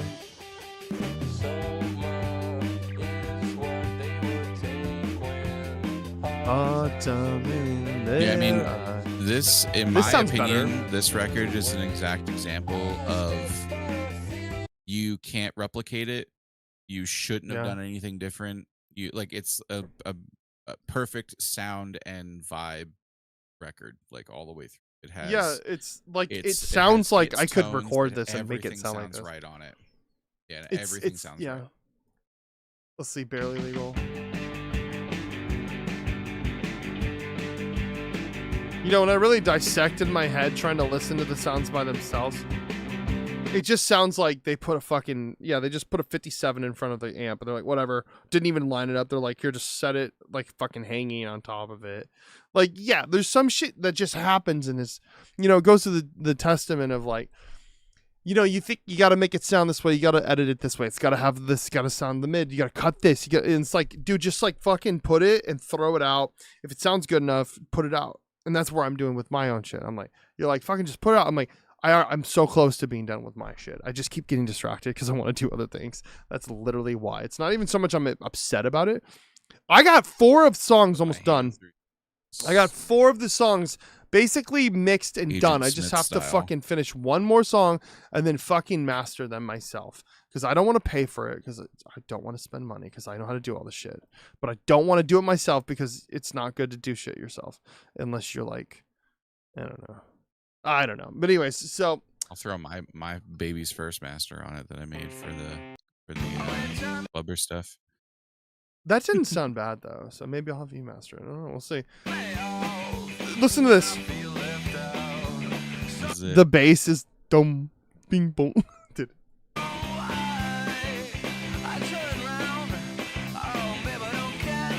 The New American Memories needs drums. Shut the fuck up.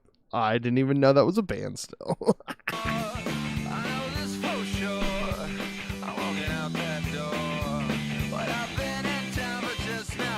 Yeah, just fucking sounds like shit, but in a good way. So, Strokes. All right, let's go to one of yours now. We want to do the All right, Animals. yeah, that's a perfect one. Yep. The Animals. This is Captain are- We're Sinking. This one's not came recorded out well. in. So this one was put up on Bandcamp in 2008 from Lock Does and that- Key. Or no, so Lock and Key it could be Collective. 2008 was the year that this came out, if I'm not mistaken. So I'm pretty sure that date is correct for the release, the actual release of the record, not when like Bandcamp was made, obviously. Got it. So yeah, if we go up, this is so as if we don't know, first of all, really funny, definitely an old picture of the men's background. That's Eric. But it's band of the Menzingers, their brother, like Greg's brother Bob is in this band. Leo's related to Tom, so it's 2 people that are related to the Menzingers. But anyway, great band, in my opinion, one of the best punk bands to ever do the thing. And then if you want to start with the first one and then it goes into the second one, so they made an intro. No, you're gonna hit the play on the first song. Oh yeah. It's I like forgot an you intro could into you it. could pick a song to be the top one. Yeah. No, so this is like we're saying probably 2 mics max, I would assume, on this Oh one. God, really? Yeah, so it's great, but it did a lot for the area, and ended up doing a lot for themselves too. All right, let's see.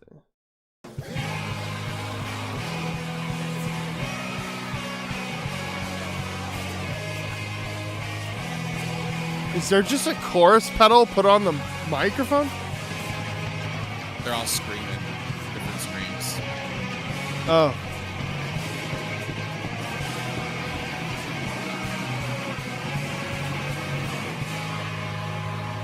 Oh, and Tom May's brother at the time. That's crazy. Sorry, the Tom May from the Menzingers' brother at the time was the drummer of this band too. So play Hold Curse on. These Long Dancing Legs or Our golden sandals are made from the crowns of conquered kings. Such a fucking elaborate name for a 34-second little snippet. Oh So yeah, it's funny. great. This band, fantastic. Very always biblical references, always. Oh, really? Yeah. Okay. Yeah.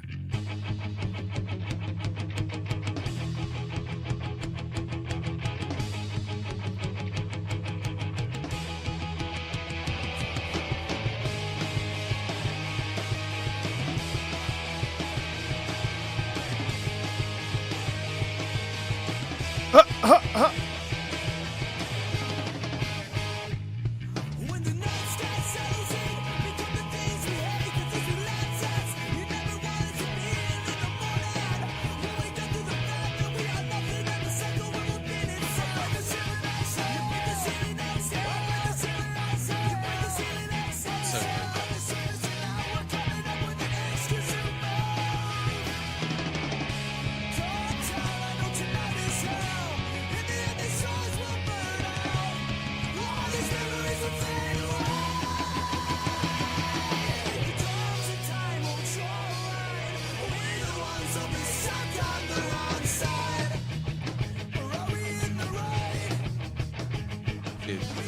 So it's Amazing it's not for them terrible. to be able to write like a Fugazi record. You know what I'm saying?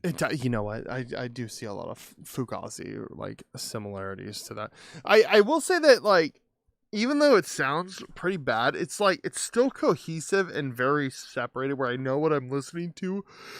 It also sounds like I'm sorry. Oh, it sounds like I'm listening to an MP3 download from Kazaa of this album I downloaded, and the MP3 is so fucking shitty and ripped where it's cutting out so much information to make it such a smaller file that it sounds so fucking lacking in like tone. So, but it sounds fun it's not facts. bad for like a rough recording. I want us to listen to That's Curse band These Long rules. Dancer's Legs because that's the jam. I won't bother us past that. Oh, that's fun. No, I like this. It's great. I mean, I can't then sit here I the can whole give you time a listening fun to all fact this. about. Yeah. I mean, as far as playing all of it, obviously they're like, "What the fuck?" The Bill's like, song "I'm for- fucking. You can't play my song 4."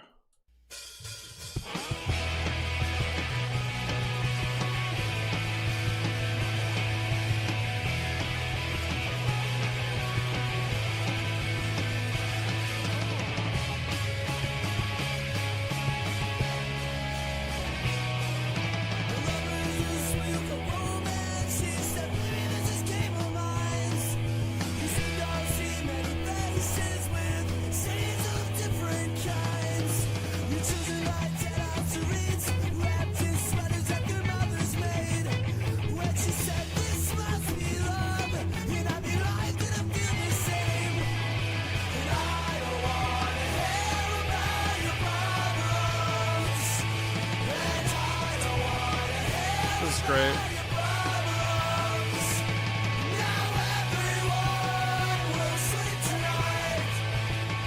Such a good song. We'll sleep tonight.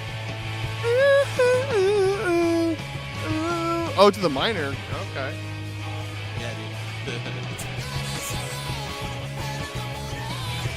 So they were kind of like ska-y influenced, but not really. That doesn't sound like Well, ska. so But this some of band those fucking never rhythms, played- they probably Yeah, like this ska. band never but played ska riffs, never have, but they were all from the band Cosmos. So then that was a ska band. It actually had Greg from the Menzingers as the singer. That's for what you were that ska saying. band. Yeah, you said that they would steal songs so- from each other from Menzingers, and then you said the one story how they Yeah, stole a so- song from them, and then they like used it, and then I don't know if that's public. Yeah, there's a information. whole thing about it. I don't really think it is, but there's a we won't. there's get a into lot it. between it. But for this this band in particular, it's like this was like the sound of the whole northeastern Pennsylvania for a very long time, and this record was very important to a lot of people in our area. Yeah, Jen said, "I knew you were gonna pick this band."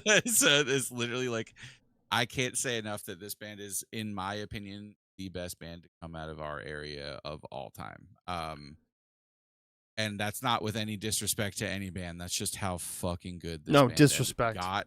Where always will be, because they're still doing stuff. So thank fucking goodness.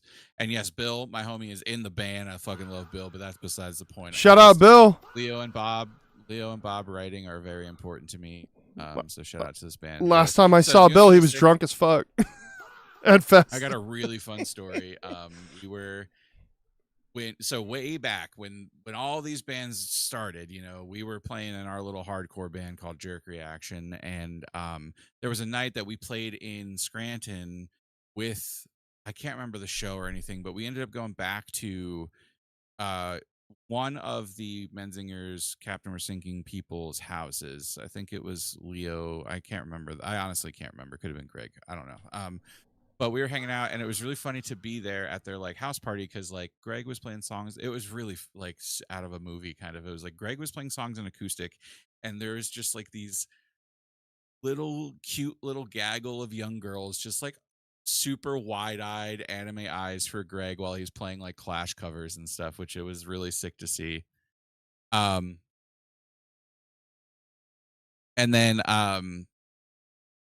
Leo was taking the guitar for a minute and he was playing one of our fucking songs on the guitar just to like, cause we were hanging out and I was like looking at Bill. I remember me being like, Bill, that's our fucking song they're playing. It's so funny to be there. They're like covering Jerk Reaction, little hardcore band as with an acoustic guitar, which was really funny. That's cute. So yeah, we were, oh, you know what it was? It was, I even think we played. I think we just went because I think it was the Stay Six record release. I could be really mistaken there. But anyway, it's just cool to see where they went and both bands and to like another one of those examples of just like when you're very good at what you do and you have a lot of confidence in what you do, the quality won't necessarily dictate the exactly reception of the record. Yeah. I mean, look at all these people. This is in 2008. This is a very long time ago. Things just by default are better than this. So like you should already be getting out there and recording anyway. But this is a good example of like they got their music out there. They did a whole record like this. They did so much work on this record. And I know all this because of like talking to them. But like one of the last songs is done with like an old messed up like toy keyboard thing. It's the thinking like Death, the gun. the 11 song 11 if you play it the piano.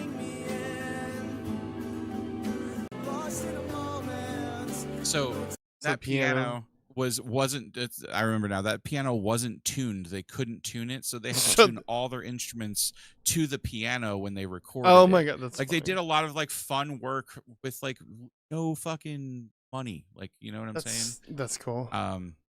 So it's just cool to see that and be like, yeah, like this motivation was so big it meant a lot when you found a band that did all this. You were like a big supporter of the band in my area because of all the work they were putting in to get their shit out. Yeah. Like it was like cooler that the band did all this work to get the stuff out. You almost didn't even give a fuck if it was good, but when it was good, it was even better. That's kind of how the attitude was. Of course. Because you had us like supporting weird bands back in the day solely because of them like really getting their fucking shit out there. Anyway, that's a whole nother conversation. For sure. I like the note. It says, was listening to this again the other day, and I thought I was listening to the new Pup record. Obviously, before its time, obviously. Yeah, I hope these boys made it safely to shore because they are the cat's meow. Captain Mercedes. Yeah, that's the other thing is Leo's like I talked to him once. He's like classically trained on piano, so a lot of the songs he writes are in. You mentioned the minor key switch. He does a lot of that stuff. I'm sure Bob does too, but like I just know from Leo's perspective. Well, the song sounds like it's gonna hit back into major, and then it goes right into a minor. I was like, what the fuck? I mean, which is normal. I mean, it's not. And I attribute that to Leo being able, because he said he goes to like panic chords when he's writing. That's what he does, and that's what he calls that. So to like bring emotion to the thing. So I thought that was really cool. Well, I'm gonna hear it again. So it's like the one that had that was the fourth song. Oh, was it the fourth one? Oh yeah.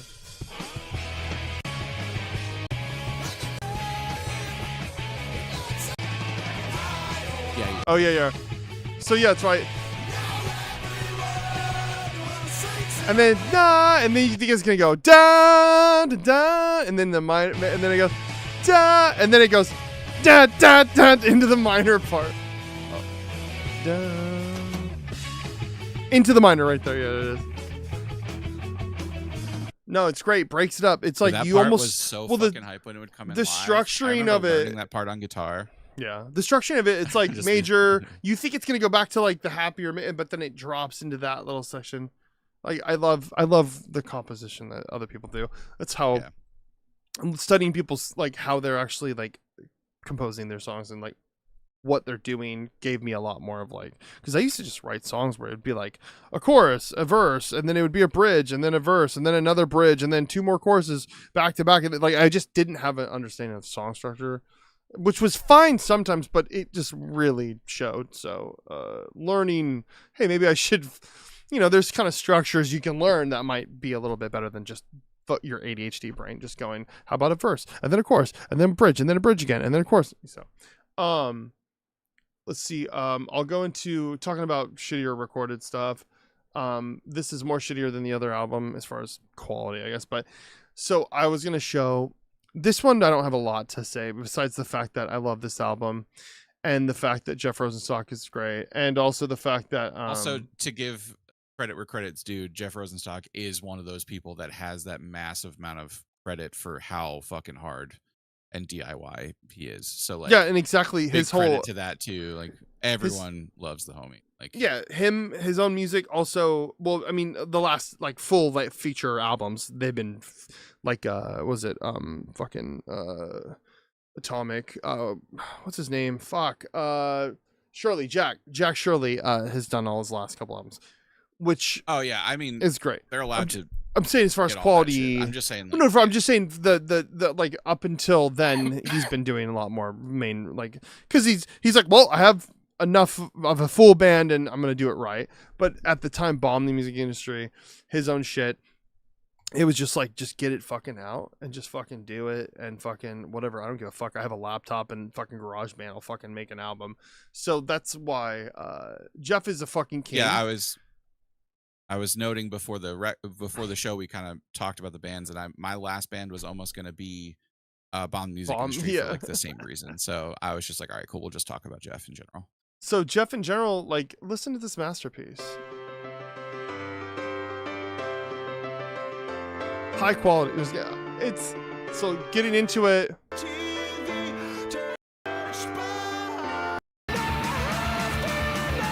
So maybe that's not a good, but if you listen to my main issue as far as like obviously noticing the quality is like you can tell all the drums are just like super just programmed. Also the drums are only coming out, the snare is completely on the left channel only. That's it in the mix.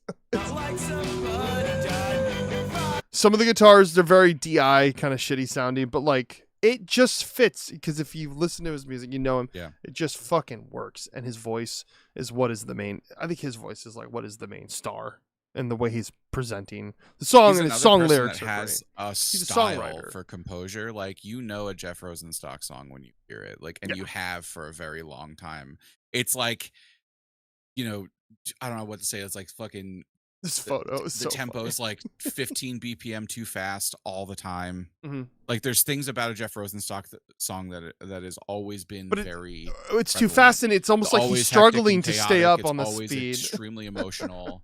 Yeah, like there's just so many things that goes his way that it gives him a style where it's pretty unforgettable. It's like he records and he's like, this will be 140 BPM. And then right before he hits record, he changes it to 160. And then he's trying to catch up to it because he wants to be faster, but he can't do it at the speed. So he just forces himself. I wonder if he's, you know, back in the day, because it was all him on Bomb Music Industry, if he was like listening to something, he's like, what would it sound if it was faster? What if I did 230 beats per minute? That's what it is. Everything how has would I to be do this? 200 BPM and higher. It's so funny. But it's perfect though. Like, you don't want it any other way. Yeah, this song is great. Just imagine like just all drum machine like fucking GarageBand or some shit, but like it just fits. And I don't want to die. Just really, really relatable lyrics. This song's great.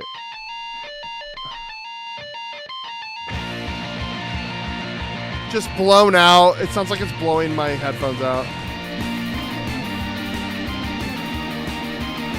God just damn it. It's so good. It's so good. It just Motherfucker fits. can write a song and a record and an idea. I can't get over how good he's fucking like he's literally like the Amadeus of he's like the Amadeus of the punk scene. I made a joke once that continuously fucking awesome and nice over the years. Like, I have people that are really close to him that I don't know him well or anything. I've just had like multiple interactions. He's just like someone you always want to support. I don't know. Just I heard one interaction with someone I know that was not a great interaction with Jeff Rosenstock. That is someone you know too, and he went on. He told me about it. He's like, yeah, it was someone I knew. I'll tell you after. But nothing bad. He was just like, hey, he was just being nice, and Jeff was like, yeah, whatever, dude. He was kind of a dick to him. But you know what? Who knows what happened that day? Maybe he was in a bad mood. Like, you know, things like that, it's hard when if you really like someone and you're like saying hi and they were kind of rude. then you're gonna be stained like, oh fuck, he was kind of a dick to me. But like, you caught him at a fucking horrible time. Doesn't mean he's probably always gonna be an asshole. I mean, just caught him at a bad time. Like you're playing can't- shows, touring. You know, you can't always be in the best of moods. It's impossible. Don't meet Homie's your done idols so much, and like, you know, I mean, I can counter most like stories with a very amazing thing that he's done for just me and my friends. You know, it's not like he's not trying, and you know, Yeah, so, no, totally. But I it's just don't how put it- that. how it I be. only mentioned that because it was just funny because that was the only time I ever heard anyone was like, "Yeah, he's kind of an asshole." I was like, "What?" I was like, "I've never heard anything but good things." Which Yeah, I don't know. things, like I said, Homie things has are. been, yeah. No, I'm not making any statement. It's I like just thought it was doesn't funny. matter because it's like, you know, unfortunately, when you meet so many people, unfortunately, you're gonna have a terrible not gonna- reaction. That you're person's not- gonna keep it. yeah. You know, it's just how it is. It's just it do be that way. Yeah. We all Okay, been so there. what's this one? Explain this one. Okay. Oh, we didn't even get to this yet. All right, 6. So, I had 2 songs originally for this, but it's not a big deal. I just love them. So anyway, go to the beginning. So this band literally, this is a personal one for me. My band Jerk Reaction went on a tour. We took our friends. No, it was before we took our friends Holy Mass. It was the tour before Holy Mass. We toured down to West Virginia. We played with this band and my friend Mike and my friend Mike's band Sakes Alive, and it was so sick. Sakes Alive's another fucking insanely good band. 3 Shout out to followers? Mike, Not being the bad. fucking homie. But this band, they're a melodic hardcore band, and Jerk Reaction, like me and Sean, when we came back from this tour, we're like, yo, we're gonna write so many riffs like this fucking band. This band's so fucking sick.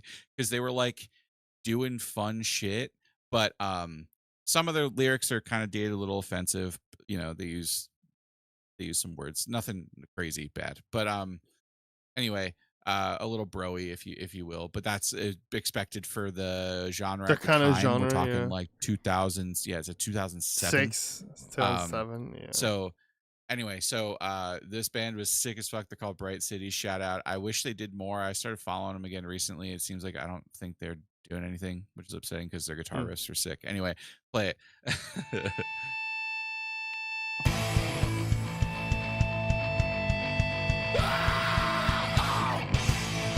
Influences from country to death metal. 2 vocalists. Oh shit.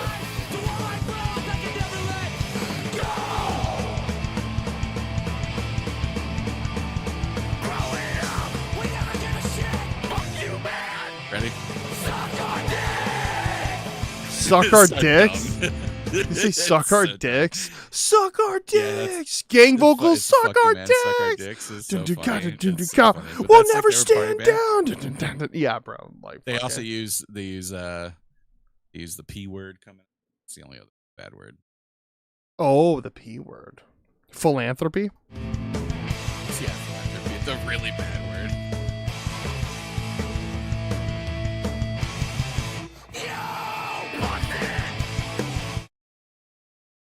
Right. Yo, pussy. Bum, bum, bum, bum, bum, bum, bum, bum, bum, bum. It's such Bro. a call out, you know. But like 2007, you gotta Doctor, remember doctor, the doc- times. It was Bro, crazy. Dude, him and Franz, Look at dude, the with their people in call that outs. photo. That was anyway. They covered Brand New. This band was sick as fuck. Do you know how hyped this band was when we played? It was our first time playing. They were starting like gang vocal pile ups for us at our show. I had a broken wrist while we Oh, were playing. really? It was so sick. Yeah. They're like, they covered Brand New. I'm like, I hope they didn't act like Brand New in other ways. Texting 16-year-old girls. No, But no, anyways, not as far. I mean, as far as I'm concerned, I have no idea, and you have to like, you know, you have to vet people. yeah. I literally made the joke the other day. Well, yeah. I'm not gonna. No, I go was ahead. Like, Sorry. oh, you want to find all the? I was like, you want to find all the, you know, pedos and sex offenders? Just, you know, go to your local hardcore scene and wait. But like, because they're always fucking called out. Dude, there's a band. Sorry, there's a band. I don't know. Fuck, there's a band where the guy, they literally are about to do a tour, some metal band or something. The guitar player. Oh, Balmora. They got Melora. caught texting a 12-year-old, like saying that he wishes she was older. He'd do stuff with her because he was like friends with the girl's sister. That's literally why I made the joke today. Oh, is that why you like did the- that? Yo, Ashley Yeah, just yeah, told me 'cause it that was like- earlier, and I was like, "What?" Because she's always telling me. I don't understand I thought what it was happens with the punk scene. Like, you know what? My theory is that it's just that bad and rampant everywhere, but it's just called It out is, so much I in our think. It's bubble. just- That's what I feel, but you know, I can't be fucking proven right or wrong, I guess, because it's tangible. But like, I feel like this Yeah. is as bad as it is everywhere, and it's just we I see think it so, because our too. bubble calls it out. So you know, I'm glad that they call it out, but it's just fucking awful. Fucking anyway, I'm not vouching for people. I also want to talk about that shit. No, for sure. You know what I do want to talk about? Oh shit! Hold on, I missed it. Hold on.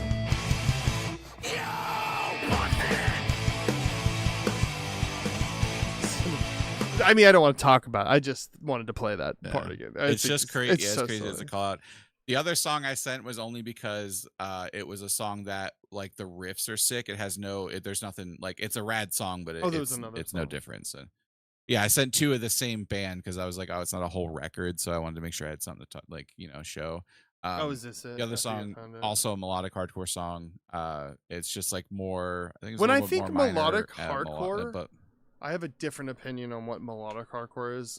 But like for this doesn't sound like melodic hardcore. It's just like hardcore punk. But I get well, what when you're- I guess I think the reason maybe- we do that is because like it came from like even like Gorilla Biscuit songs are melodic hardcore, like certain songs from that record are considered that. So we just kind of took bands that like we were like, oh, like Lifetime, this bit, like we do that. It's like melodic hardcore or like hardcore pop punk kind of or whatever. I don't know. It's that like yeah, pop punk, hardcore, hard. I would say this is more like hardcore pop punk.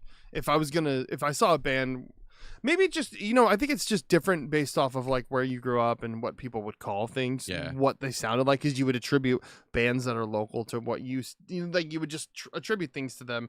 Like to me, I would be like, oh yeah, melodic hardcore. To me, is like a lot of the more death metalcore you guys were like, I'm into melodic hardcore, where it's like super metalcore, but like super like melodic, putting like actual melodies and doing like more melody based metalcore shit. So that's more of what I think. yeah, but when once I hear again, melodic. that's like you said, that's metalcore. Like it's not hardcore to me. No, I know, but I'm Like, just saying when you that's say I'm melodic, just saying that's yeah. what people would call that. Because like bands exactly. like bands Absolutely. like what's it called? What's that one big band everyone loves? Fucking the dude. I can't even fucking think right now. Bring Me the Horizon.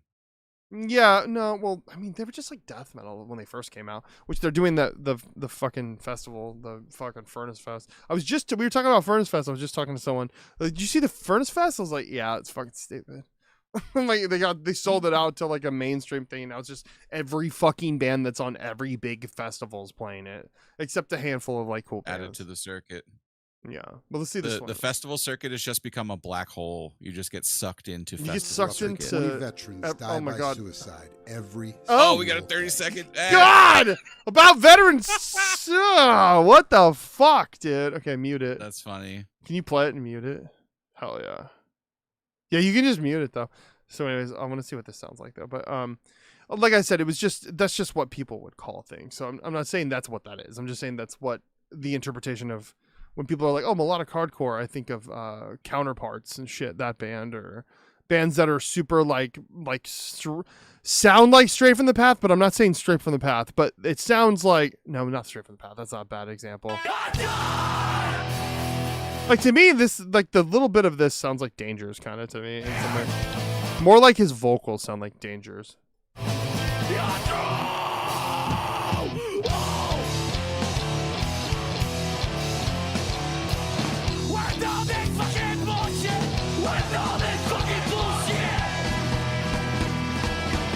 Would that lead part be like that's the melody, like the melodic part? Melodic part, yeah. It's funny because like you dun mentioned dun dun. Dangers. Like how is that? You mentioned yeah. Dangers, and I can see that connection so much now. But it's crazy because I do not think there was any influence at all at that. Like Just very. Like I'm saying do his not voice. see this band as dangerous, but Voice-wise. this song definitely has dangerous Dude, vibes. totally, this is dangerous vibe. But I only mainly musically a little bit, but mainly it's the voice sounds like the one screaming. vocalist. Yeah, there's two vocalists. Very big thing Yeah. for the mid 2000s was two vocalists. Dude, the Blood Brothers, fuck it. Early 2000s, hold on. And I'm staying alive. Just to prove that I got no reason to die. Everyone told me I'd burn in hell. They never pulled me out. They never pulled me out. Minute 15-second song. Told me I'd burn in hell. They never pulled me out. They never pulled me out. Woo, woo, woo. Dude, fuck yeah. They're like if Drip Fed and Dangers like were one band. But this was in 2007. Which But 2007, also, fuck. the last Bro, note, if they you cut came it off out right at the end, you should Oh, just shit, hear the sorry. reverb from the last note. Okay. Well, delay. Well. That's actually delay reverb. I mean, in no way it's They're the same. thing. I know. Shut up. It's longer than the other. All right, last album. My wiener's still a wiener. Just because it's shorter doesn't make it not a wiener. Does it echo out and shit? Wiener Schnitzel. Have you ever been to a Wiener Schnitzel? No. I think I have. Not great. Okay, the last album I'm gonna I thought put that up. was just a food. Wiener Schnitzel's. No, there's a Wiener Schnitzel. It's a fast food, like hot dogs and shit. Look, dude, what? Is that not on the East Coast? I mean, it's not. It was. I've seen this logo before. There, well, yeah, they the big just do hot W. dogs. The big, yeah, it's like hot dogs. It's like fucking hot dogs, dude. Fucking fat, juicy, They're big like, slugs in dude, your no, they look nogs. like Arby's. Looks like Arby's. I know. What is this? It's not good. I'll tell you that much. Gross. So, last album I'm gonna pick is the You can self-titled. franchise it though. Should we franchise a Wiener Schnitzel? You want to franchise a Wiener Schnitzel? I'll franchise your Wiener Schnitzel, dude. Yeah. You know what? I'll Wiener Schnitzel your franchise. Why did my Wiener Stream Schnitzel Deck? is fucking great? My Stream Deck got like quieter. What the fuck? That's weird. I heard the honk. Oh, that was really. I'll fucking Wiener yours. Oh, Dude, we could get the building that has a crazy W on it. We look like a fucking Tony Hawk building. bro, there was a Wiener Schnitzel in Ventura, right off the freeway where the In-N-Out is. There was a Wiener Schnitzel. Not that you know, sorry, this is me going. Everyone lived around. Everyone lived and drove the same path I did to LA every time. Like everyone knew where the fuck I go when I stop to get In-N-Out every time when I drive to LA. I always stop in Ventura to get In-N-Out, and it's the busiest one. It's a fucking nightmare. And I get my food. I almost get in a car accident every time, and I just did last time I was down there. Someone almost fucking hit me. Terrible. Anyways, Zayo's self-titled album, which I honestly feel like I don't know every song on here, but most of them I knew from listening. Just Arizona and California. That's it. For what? Wiener For Schnitzel? Wiener Schnitzel. So maybe that's why I thought it was more common. You know, it's like fucking. There's a lot of fucking Wiener Schnitzels in California. Oh, Bro, we suck on wieners Colorado. hard Oh, here. rated Well, Colorado too. I'm in Oregon. Mexico, I mean, I'm not in California anymore, but Nevada, dude, suck it on Texas. Wiener Schnitzel. and Gold. there's some in Washington. Is there? Oh, Wiener Schnitzel. So, anyways, Zayo, I'm gonna get back to this. So, Wait, is there one up in Portland? shut the fuck up, right? I'm trying to talk about Zayo. No, there isn't. Nope.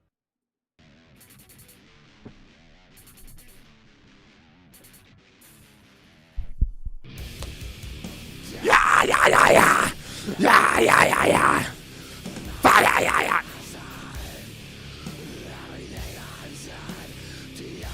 Ow. That hurt. Right here, ready? 1, 2, 3, done.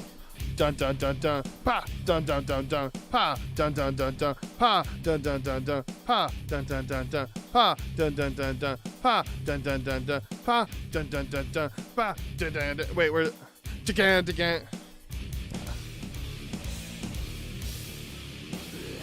So, this self-titled, can you? What's the first thing when you hear this? What's the first thing you notice? Hard pan on the guitars is the first thing I notice. Musical instrument wise, what do you notice? Like instrumentation, like what? The sounds. What's the first thing? Maybe that HM2. HM2? Maybe. For sure, on the left guitar, or Would the right you- guitar for sure is HM2. Would you say the drums sound like a real drummer? Oh, play it again. Let me listen.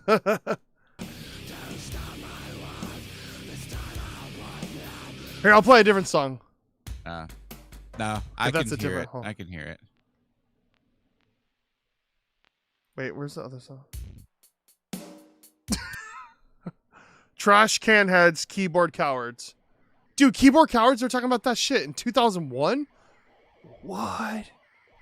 God, I forgot how old this is. I mean, I imagine it was All right. probably pretty rampant. Listen to the drums. Oh yeah.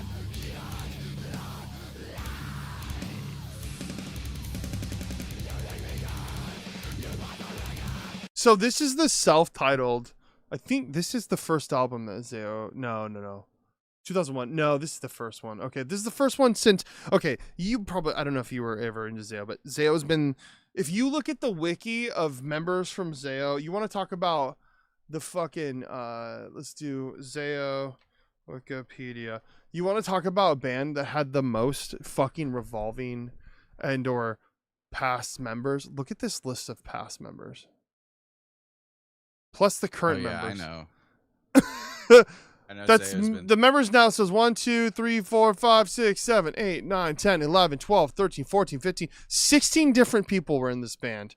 I don't think I've seen another band that had that many, unless it was like a huge fucking like jazz, like, or fucking ska band with a bunch of other members for like a typical metal band. This is the old list of band members. They've been through a lot of people. Spin-offs, the Juliana Theory, yeah. God's Lonely, Ghost Bird. So they came out with this album, but this is the old one. This is the best song right here, dude. Wait, no, is it? No, not that one. Fuck, dude. Splinter Shards, The Birth. This right here. This is the shit right here, bro. This is the shit. So this is not their first, but I will say since their new interpretation at this point after these two albums, I think. Then 2001 on.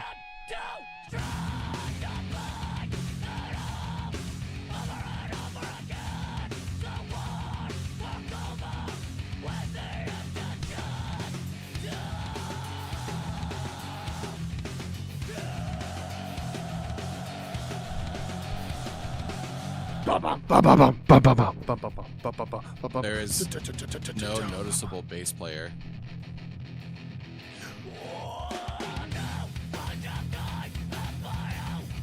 You can't even hear the bass player. No, I don't think there was. I think Isn't that there. crazy? Rather again. So like this doesn't sound Still works, anything. though. You know what I'm saying? Oh, he did totally. Because I know the time that it came out. You know what I'm saying? It still works. But this part, dude, the breakdown. Listen to this.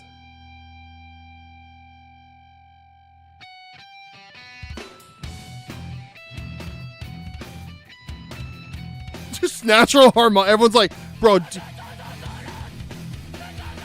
So like this is like what Zao when they first were around, like nothing like what they ended up sounding like albums later. Which I love this shit too. It's one of those bands where you're God like guides you in certain ways. God. Dude, that's the one thing that's funny. Even the band themselves are like, yeah, like some of the members were Christian or whatever, but they're like, we're not a fucking Christian band. Like some, I don't know, whatever. I don't give a fuck. Oh yeah, there's a difference. There was between Christian a Christian influences. band and a band full of Christians. They also, like, there's a had- difference. look I at- was look just- with it was roots in just the a Christian cheap music. joke. No, it's funny because I'm laughing It's because just, it was a good double entendre. well, no, because like yeah, they played Cornerstone Festival, like that was the big fucking Jesus festival and all that shit. I remember wanting to go to that when I was like in youth group when I was a kid. I was like, dude, Cornerstone, fuck yeah, bro. Like, yeah, I grew up a little Christian fucking youth group kid. Anyways, Okay, moving on. On your way, do you want to buy a fucking drum ep of on Les Paul though? I would love to. Thank you. So I can fucking smash it. I actually had a video up. Put it on each camera. Then I sent it on the Discord. Someone What? got the fucking Trump guitar. Wait, what? Really? It's It's that Discord fucking chat. guy.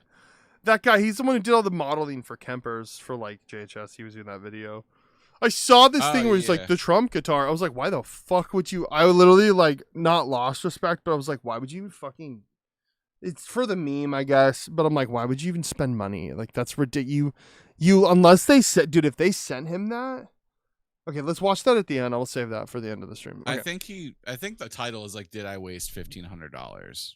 Yeah, you did, bro. Why didn't you just talk about it? But it does. I do understand you know. shouldn't support it, but in a way, bringing visibility sometimes is really important. Like, fucking. So should I whatever you buy think of Poly them, Market stocks fucking- and Trump's? I'm kidding. No, No, no, that's different. But whatever you think of them, Penguins that Charlie dude bought a Trump phone, and he's been updating the entire fucked up stupid saga of Trump Mobile and shit. Yeah, And he calls them every single day with asking customer service like what the fuck's going on and on. They keep giving. It's just a big outing of what the fuck is happening, which is really important. Got it. No, I know. Because people don't believe this shit's happening, but. Also, we do need to know, like, I don't want to spend the money, but we do need to know how fucking bad it is. No, this dude's doing research. He took a hit.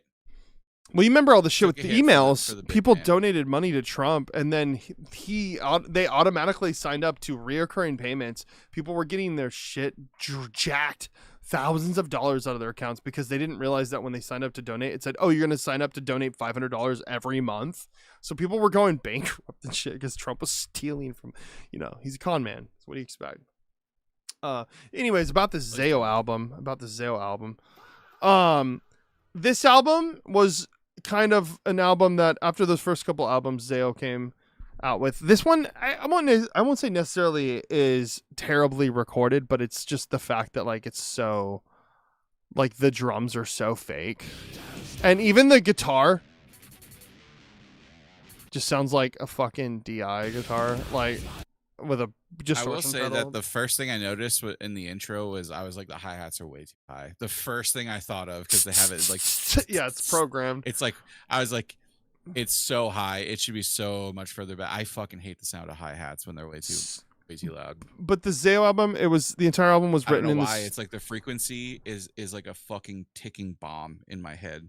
Exactly, because it's fake. It's like fucking It's weird so sounding. bad. But this album was written in the studio by Scott Mellinger and Jesse Smith. Dan Wadeland, that's the guy who does the vocals, was sent the tracks remotely to write lyrics, then came in separately to record the vocals. The band wasn't even in the room together for most of it.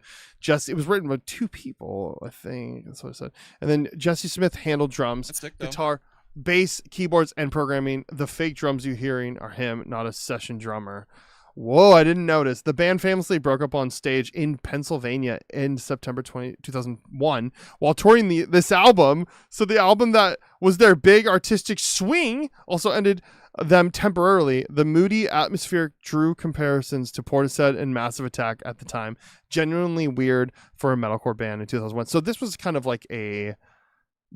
kind of a weird album they did, and they put there's a lot of like super moody fucking like this shit. Like it was just different. The stuff I like the most about it, if I'm being honest. Yeah, it was just weird and like atmospheric, like weird kind of fucking darker elements. Where people might hear weird metalcore, I hear weird kind of like crust punk. So like literally if you hit play right now where it was is a great example. Right where it was. This is like very close to a crust breakdown.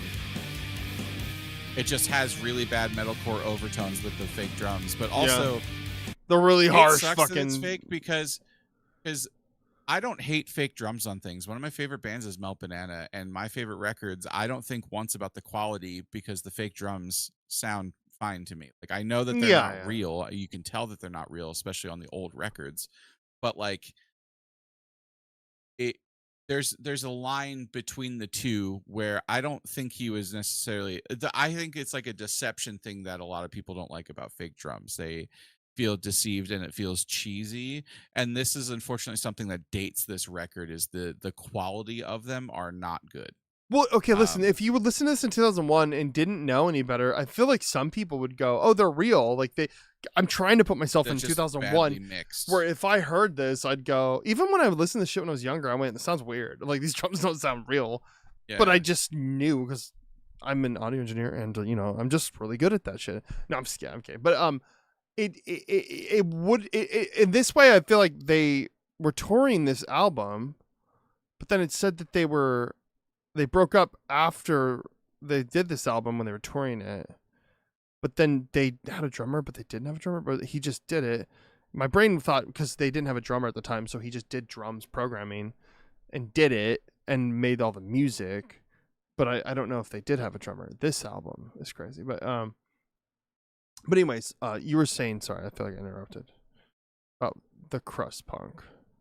Not crust punk. Oh yeah, if like the if you play right now, I was just saying that part, like I hear crust punk breakdown vibes where, you know what I'm saying? So like they're doing things that are in an odd stretch. They were like teetering maybe too close to other genres, and maybe they weren't hitting right because of that. Because like sometimes when you market something wrong in a weird way, with I don't know, with the quality or something, you get not the desired result. Like I don't exactly, but Zayo had a weird pass. I mean, just as a band, they're fucking weird because like they have this shit, and then you go to this shit. Like they went through so many different renditions that I like different eras of them, and then you go to like this shit. Like listen to this.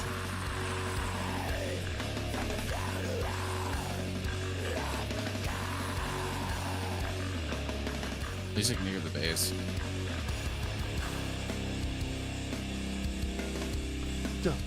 I haven't listened to this in so long. I don't even remember the. Sounds so much better. And then you get like, but then listen to this song. Even hold on. I gotta find one where. Oh, I love this song.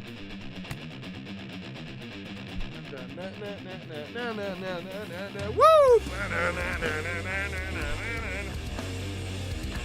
Hey, you down there. It's like kind of butt rocky. There's some very unpleasant bass things happening. Oh, I know. I hear it. Taking up too much room, but then there's parts where they're singing. It's terrible. Hold on. I gotta find it. You gotta hear it so bad. Hold on.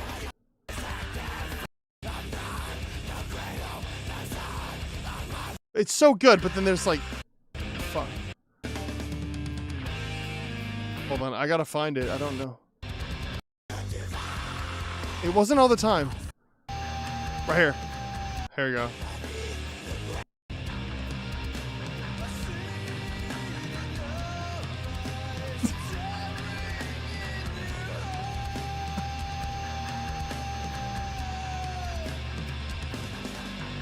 I mean, it's not bad. I mean, right notes. No, I know. It's just at the time when I only. Bad, well, listen, yeah, it's not great because that would make me not like them. When I listened to Zayo and I was like, I love Zayo, and all I ever heard was just fucking brutal screaming, and then there's like, yeah, it just threw me off. It's not so much that it's bad; it just threw me off. Where I was like, what the fuck? Like, what is this singing? Like, it just didn't fit in my brain.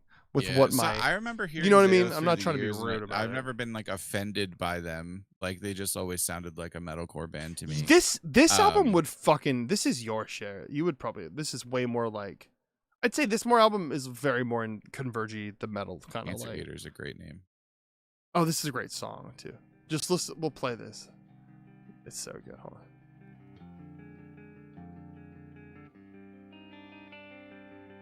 Dun, dun, dun, dun, dun, dun, cancer eater. I'ma eat some cancer if I want to get some cancer. I don't like to. Okay. And then on the left, you got the other guitar. And then it's like, fuck. Oh, Big Captain. Panic chords.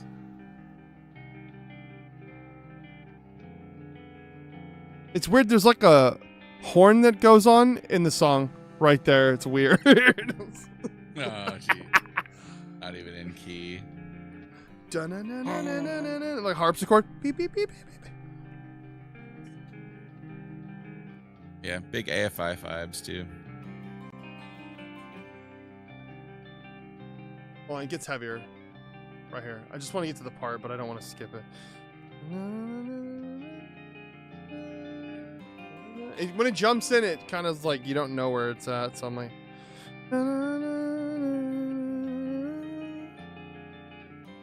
fucking dude. Okay, there it is. Okay, found it. Found it.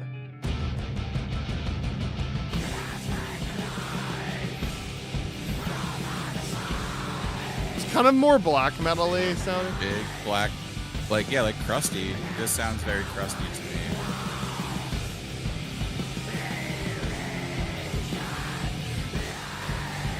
And then this song.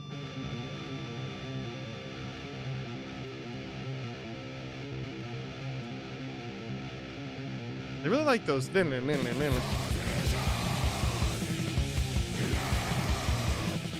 very good. Yeah, this is way cooler. I think this is what I remember. 2006, yeah. What else is on this song? Maybe I just didn't know how old Zayo was. Maybe I just wasn't cool enough. Listen to this. Insane. Yeah, this is way cooler. This sounds way more like techie crust. That's way cooler to me. Yeah, so this album was like when I was already into them for before, and then this one came out and I was like, oh, this is different. Like they've just always been a band that's just been, their merch was always spot on though. And then Liberate, this shit, dude, Savannah, this song right here.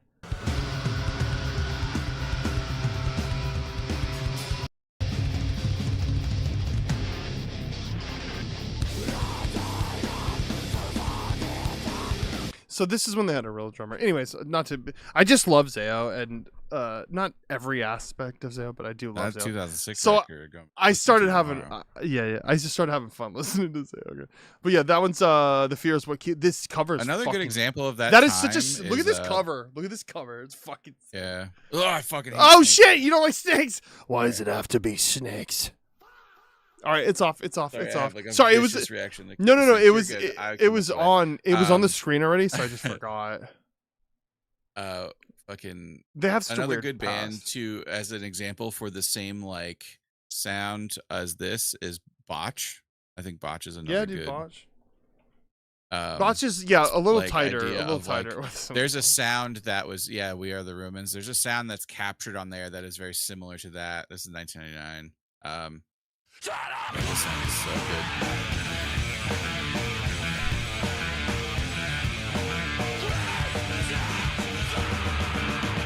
It's so good.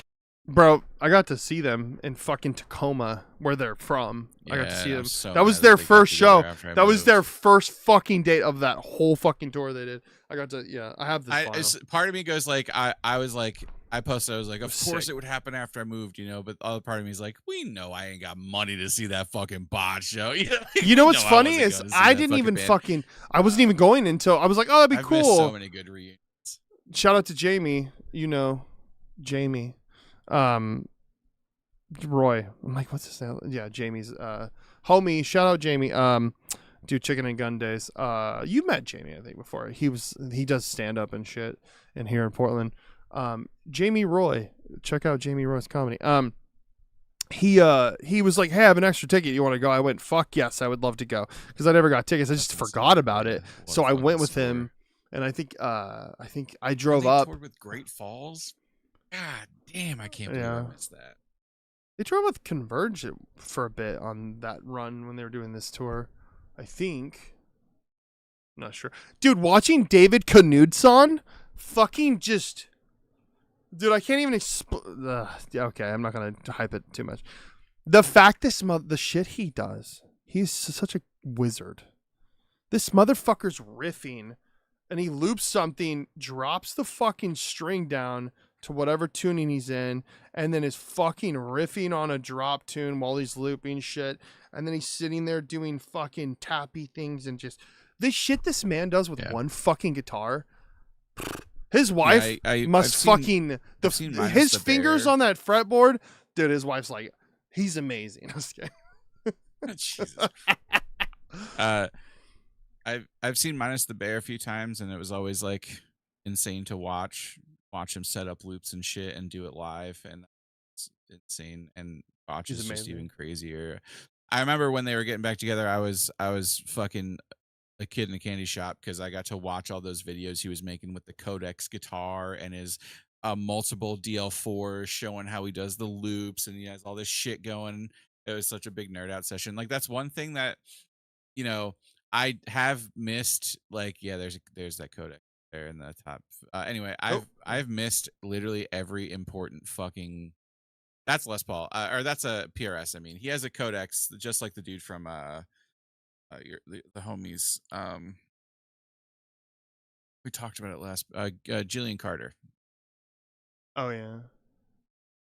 But I've missed literally every fucking get back together awesome show ever, but I have been able to nerd out at gear because like back when I was growing up, it was really hard to get information on people's gear and like get that personal conversation with them. Mhm. And a lot of like the Converge stuff and this dude and people that do it in a not cheesy way, I thank them for it because it helps my nerdy little heart to know about their setups and how they do things unconventionally and shit like Look that. at this old for photo. amps. Look at that old photo. Oh my god. Ew, Fender, boo! Get out of here. Just kidding. Dude, yeah, he's crazy. I stood right next to him just hanging out for a bit when I was at Hawthorne doing a Minus the Bear show. I did 1 or 2 Minus the Bear shows I worked. And he was just hanging out. And I was just like, this is sick. I was like, I think I told you, I'm like, I wonder if they're going to do a Botch reunion. And this is like about a year or 2 before they did it. And I was right. They did a Botch reunion. Smartest thing they could have done. Was this but sometimes you can't just find a drummer because they're all in tuning bands. Oh, it's probably from earlier. Like on Kalshi. Yes, you are so correct. I've literally trying to stay focused. I'm not even seeing your comments. Taking pods down and might be part-time. Oh, shut up. God is gonna have to be happy with me. I can go to heaven. Expensive even as a joke. Like on Kalshi. Anyway, do we want to watch this Trump guitar scam and then call it? Yeah, let's call it. Let's fucking call it after this shit. Oh, that guitar. Yeah. Yeah, it's a version of the Codex. He had, yeah. Anyway, hey dude, so sick. I bought a Trump guitar, so you don't have to. And I wasn't going to, bro. I wasn't going to. I'm just kidding. I just feel like I know that like someone's like, I gotta show what the fuck this is about, but I'm like still the part of me that you literally gave them that much money for that piece of shit. Even though I know it's like not like I'm not upset about it. I'm just like the fact that you fucking just did that pisses me off that you even gave them money. But to that point, doesn't matter. Let's watch it. I bought a Trump guitar, so you don't have to. And he's like, it's amazing. It's my favorite. Really showed up. Let's see if he keeps it. It's actually pretty surprisingly. Boo. Turn it off. No, just kidding. No, just wait. I think it goes the other way. It came in this box, but this was inside. Can't deny facts if they're facts, right? That would be. No, I live in my own. No, I live in my own echo chamber. I don't want to hear it. No, I don't want to hear anything that isn't what I believe. No, I'm just kidding. All right, let's go. Look at this box. Great again. Officially, it's a good design box. President of the United States Donald Trump. 45. Now, I kind of wish it said 47, 45. So obviously this thing's been in the works for a little while. You know, yeah, 45. I think they were going to do this anyway, whether he was the winner or not. But is this not the best box you've seen? I've never seen a guitar come in a box quite like this. He's trolling probably. I'm assuming all of their budget went on this. So open this thing up. I'd be surprised if he asked $1,500 and no case. Move that out of the way. Oh, the MAGA Make America Great Again 45 guitar, and it gives you this little certificate of authenticity. Now, look, like it or not, this is obviously a little bit of a gimmick here, but there it is. You know what I mean? I mean, this is what you get. It's you either think this is really awesome or cool, or you don't. I personally just really wanted to just really wanted to sort of. They're actually document that this thing serialized. Exists. Kind of rosewood right there, 45 and Look how stars. cheap it looks. It looks so cheap. Oh, that's actually a finish flaw, unless they're intending that to be distressed, but I don't think they are. Nope. So that's a finish flaw right there. But I have actually looked over the rest of the guitar, and it looks pretty nice everywhere else. No finish flaws on the body. That's what it looks like. Also shoot and me. There's actually some specs on it. That's not. It's like lint from the box or something. Those white marks, they break off. They're specs. But the finish actually looks good.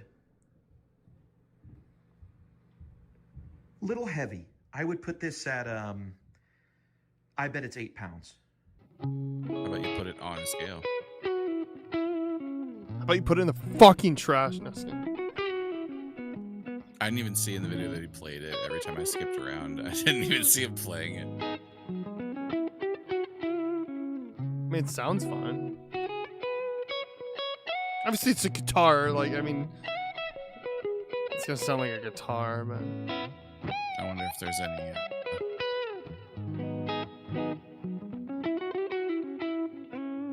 All the blues noodles. So, hey, that's a beautiful neck. I gotta be honest with you. First impression of this guitar is a lot more than I expected. I completely expected to waste $1,500 just for this video. I was about to say, brother, you did waste $1,500. Yeah, you still gave it to the devil. Because I was curious, like I've never heard of a Reagan guitar or a Clinton guitar or an Obama guitar. Bro, a Clinton guitar? You mean you would do a fucking Clinton saxophone because he was a sax player, brother. I mean, maybe those.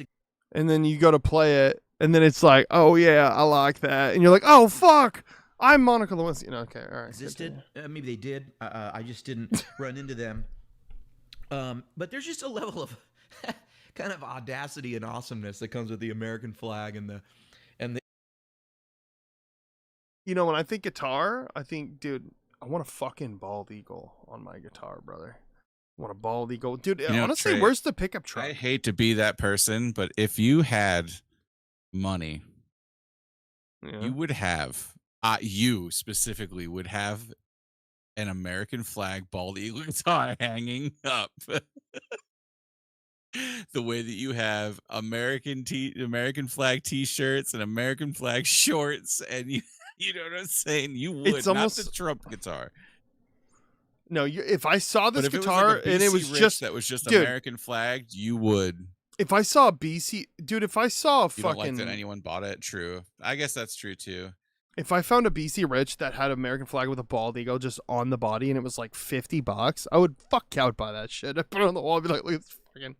It's for the meme of it. Like, there's people that will buy I wear all those fucking joke tank tops as a fucking meme because it's like, they're so just gaudy and it's like American Eagle. I'm just like, it's just That's stupid my point, tank though. top. It's not the same reason that someone would like this, but it is, you would have it. Well, I would joke with people because when I worked at the food cart, they'd come up and they'd see some like big dude like me with a beard and I'd have like this American shirt.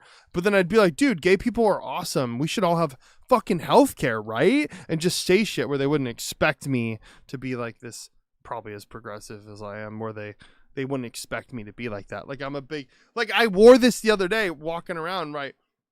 I'm wearing a fucking Lady Gaga shirt. And some people thought they'd be like, oh, this guy's maybe gay or something. And I'm like, I'm not. But I'm like, if they did, like, whatever, who cares? But the fact that if someone was like, oh my God, I love your shirt. I'm just like, yeah, it's just Lady Gaga. Like, me and my girlfriend got this to match. And I thought it was funny. Also, Lady Gaga's cool, whatever. I don't even care. I'm like, the joke's on them. I don't even fucking care about Lady Gaga that much. I just thought it was a cool shirt. I gotta address. L called out something that I do think is true. I think it's a Central Coast thing. The whole America fashion stuff is so stupid, but it's funny because the people from the Central Coast are so into it. What is Central Coast? Central Coast. Well, where we're from, it's called the Central Coast because there's like the West Coast, the East Coast. There's like there's no coastline. Like I have the same dumb stuff and love to retire. Real tree camo before the cultural phenomenon when it was, white trash. Yeah, no, the Central Coast is just, it's the central of, but there's like, no coast. There's no coast on California, on the side of California. There's no coast. What are we talking There about? is on the West Coast.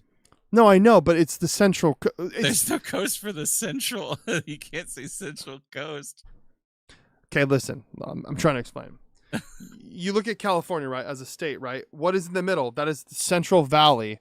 What is the coast version of where the central of the state is? It's the Central Coast. In comparison to North Coast or North California, Southern California, the middle would be the Central California, the Central Valley, which is what we call it, Central Valley. And then the east of it would be like the mountains. Central of California. Yeah, that's what it is. It's from the central of California. There's North Cal, South Cal. No, you don't. Well, you're not from California. Fucking U.S. where all the red no, states no. are. You didn't know. I'm like, yeah, it makes sense.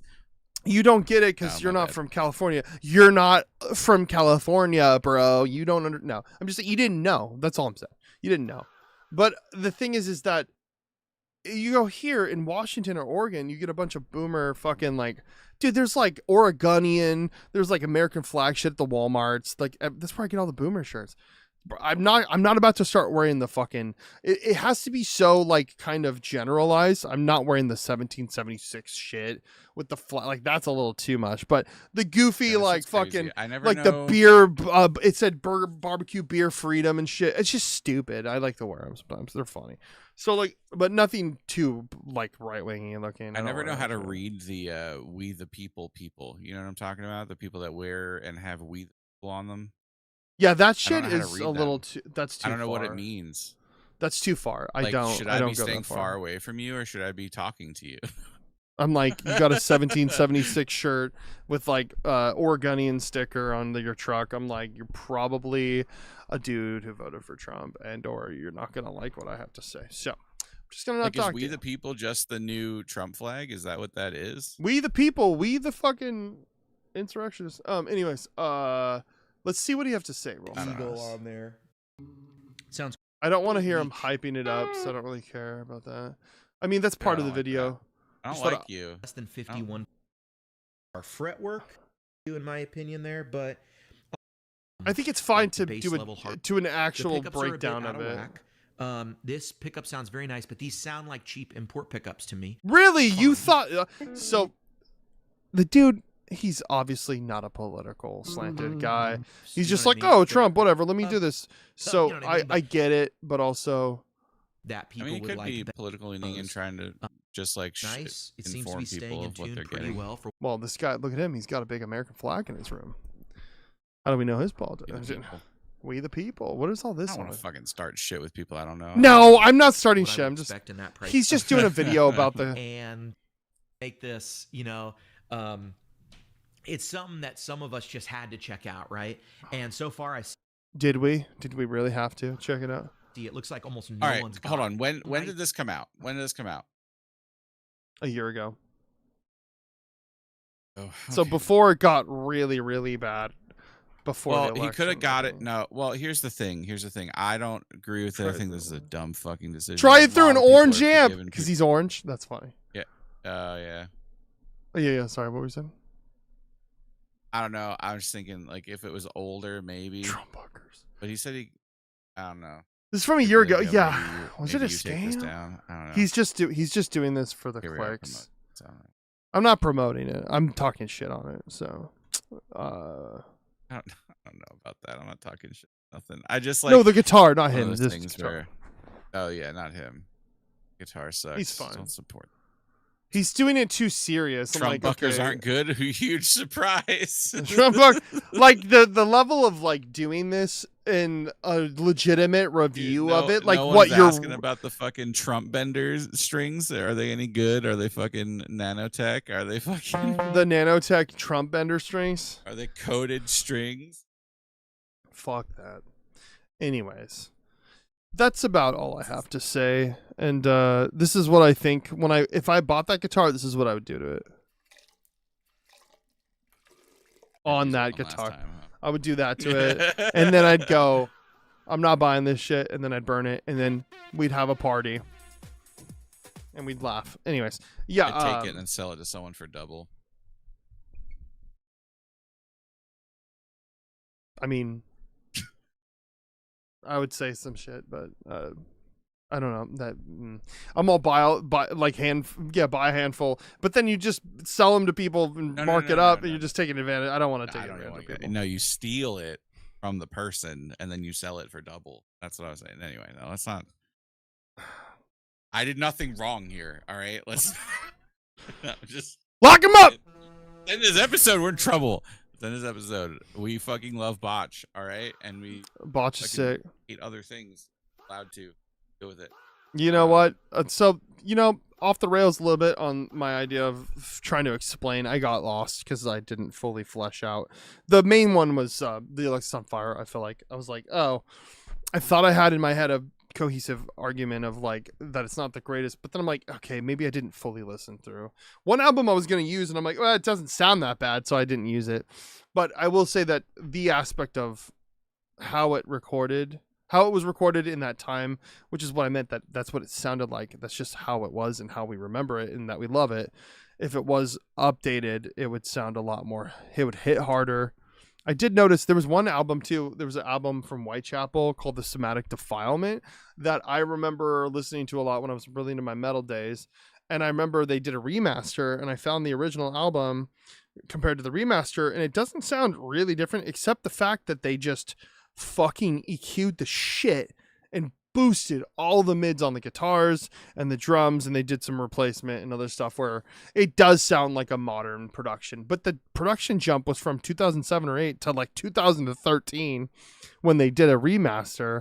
But it does hit harder. But also, what if you like how it sounded at that point? And Whitechapel took you can't find the original recordings anywhere. They fucking wiped them basically and replaced it with all the remasters. Unless you already have the physical copies, you can't listen to it. So I think that's another argument of when you remaster shit and then you get rid of the original versions, if people really were attached to those, like Foxy, and they still have the original versions. You can pull them up and digitally listen to them. But Whitechapel almost went down the path of scraping it and just going, these are the remasters and don't listen to the old files because like they didn't sound as good. I go, well, that's not for you to fucking decide. But then if you want to listen to it, I don't know. It kind of brings up an odd take. There's also Kanye West plays in this too. Certain, when you think about it, certain bands that do that, I think speaks a lot about their art. Because if nothing is attaching people to the old recordings to the point of you removing them, how special is it really? That's an argument to be made. How special is it to like the person that wants to listen to, or like how special is your art to you if you're so willing to like, I don't know, like replace it with a better version and just go whatever and then forget about that it even existed before, like the way it was when you did it originally. It's just a weird way to just be so mechanical about something that means usually so much more to me. Well, it's almost like a lot of the records I shared, I could have shared more like the Bright City one where it was like bands only I knew that were like cool to me. But like a lot of those bands, like those records are perfect because of what they are. And I wouldn't want to hear them in a different form. Exactly. But then you see a record like the Strokes record where it is very timeless and worth the revisions that they ended up going through to get that. But it sounded worse than what it would have sounded. Go for the art. Yeah, how far you go for the art than just to like pull it back and be like, nope, you only get the remastered versions because they're slightly better.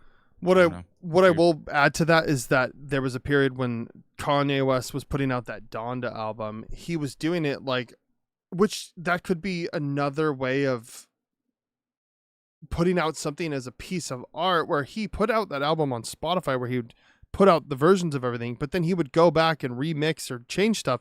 Then he would re-upload to the same album on Spotify, which to me, I went, that's fucking weird. Why wouldn't you just put it out as like, but if you looked at it from like Not to So say he just shared everyone his Drive link and made money on it. and that's it. But the fact that someone that big could fucking just put up a Drive link almost and just keep listening to different reiterations based off of what the people were saying about it, and then I think I'm not saying that's good. I'm just saying it was interesting. Not that I give a fuck about Kanye West at this point. I mean, I used to like him, but it's interesting to think if that was a breathing fucking thing where you kept changing it. But if you're doing it based off of what people are going to say, like, oh, I don't like how this, you're like, oh, let me change it to fit people's thing. It just shows that it's like a forever, like, moving piece to only fit what people want, which is just in that way stupid, in my opinion, if that is what the intention is. To keep changing it to what everyone would like to appease them. If you're doing art for, I'm making this to make a statement or for a reason. There's certain records that I know every, like, pull off from every guitar part that if it was different, I would be so upset if it was redone. Pull off, like guitar playing wise, you meant like a pull off or like like hammer on pull yeah, off. yeah, okay, that's what I thought you meant, like they pulled it off like, by doing this. Yeah, like every like weird way they pulled their hands off the string, like Messy, isn't it, from Dangers? Oh yeah, every squeak, every scratch in between, start to finish. I know every single fucking thing. I could sit like, and to like, if I at this point, if you were to change something and give it to me, I would be able to notice it, and it would throw me off from the record. So that would suck if the only way I could get the record was a changed version. Even when there's a song where it goes, is it just music? It's just music at the end of the day, but music matters because it means something to you. To you, even if someone made it, it means something to you in the moments that you listen to it or had attachments to it, to where it's part of your life. That's why I think music is so important with people, and I think it's like our bodies, and not to get metaphysical, but like your body's made up of electromagnetic fields and other stuff where it's like it's sound waves, and like I think it just goes into everything that is involved with, you know, a song. You can hear a song and it puts you in a fucking different mood just based off of hearing something and your brain perceiving it and going, fuck, I love this song. And then you remember, you attach memories to a fucking song that it takes you back to a point in your life. Maybe not some people, but for me, like I can listen to a song and it puts me back when I was like, I listen to any Andrew Bird fucking song that pops up that I listened to a fuck ton when I lived in Seattle, and it just puts my brain back to that time in Seattle, and I remember listening to that song, where I was at, and all this shit. Like it's you know, like I said, not everyone has that same thing. Like that, yeah. Not everyone is like I have a weird thing because when I was doing overnight shifts, doing like snow removal, for some reason it was like it's the dumbest mixture of music, but it was Propagandhi, Tiger's Jaw, and NC Chris. Those were the three people I listened to all the fucking time. It was a playlist, play over and over and over again. And so that takes me back to like snowy days. And then I also like, there's just so many of them. Law Dispute, big one. Loved Law Dispute. So yeah, La Dispute, you mean? Yeah, there's a big one for Law Dispute. Yeah, La Dispute. Okay. Yeah, Law Dispute. You know what? My Law Dispute was Me Without You. That was my Law Dispute. If I was gonna pick Me Without You, yeah, dude, I was just listening to it because I was like, was there an album that wasn't great? Like A to B Life is not the best recording, but it's not bad. So I was like, maybe that album. But dude, let me just play one. Great examples of whoops, I didn't mean to block you out. Records in time, yeah, for sure. Yeah, dude, this fucking song, check this shit out, bro. Also, one of the best live bands ever. Me Without You. Yeah. Yeah, they were pretty fucking good. I saw them on my birthday by myself at Numos in Seattle when I was alone and didn't have any friends. I saw them at Hawthorne. Did I see them too? Hey, where's that album? What the fuck? Oh, was that an EP? Oh, it's an EP. Right here. Right here, ready?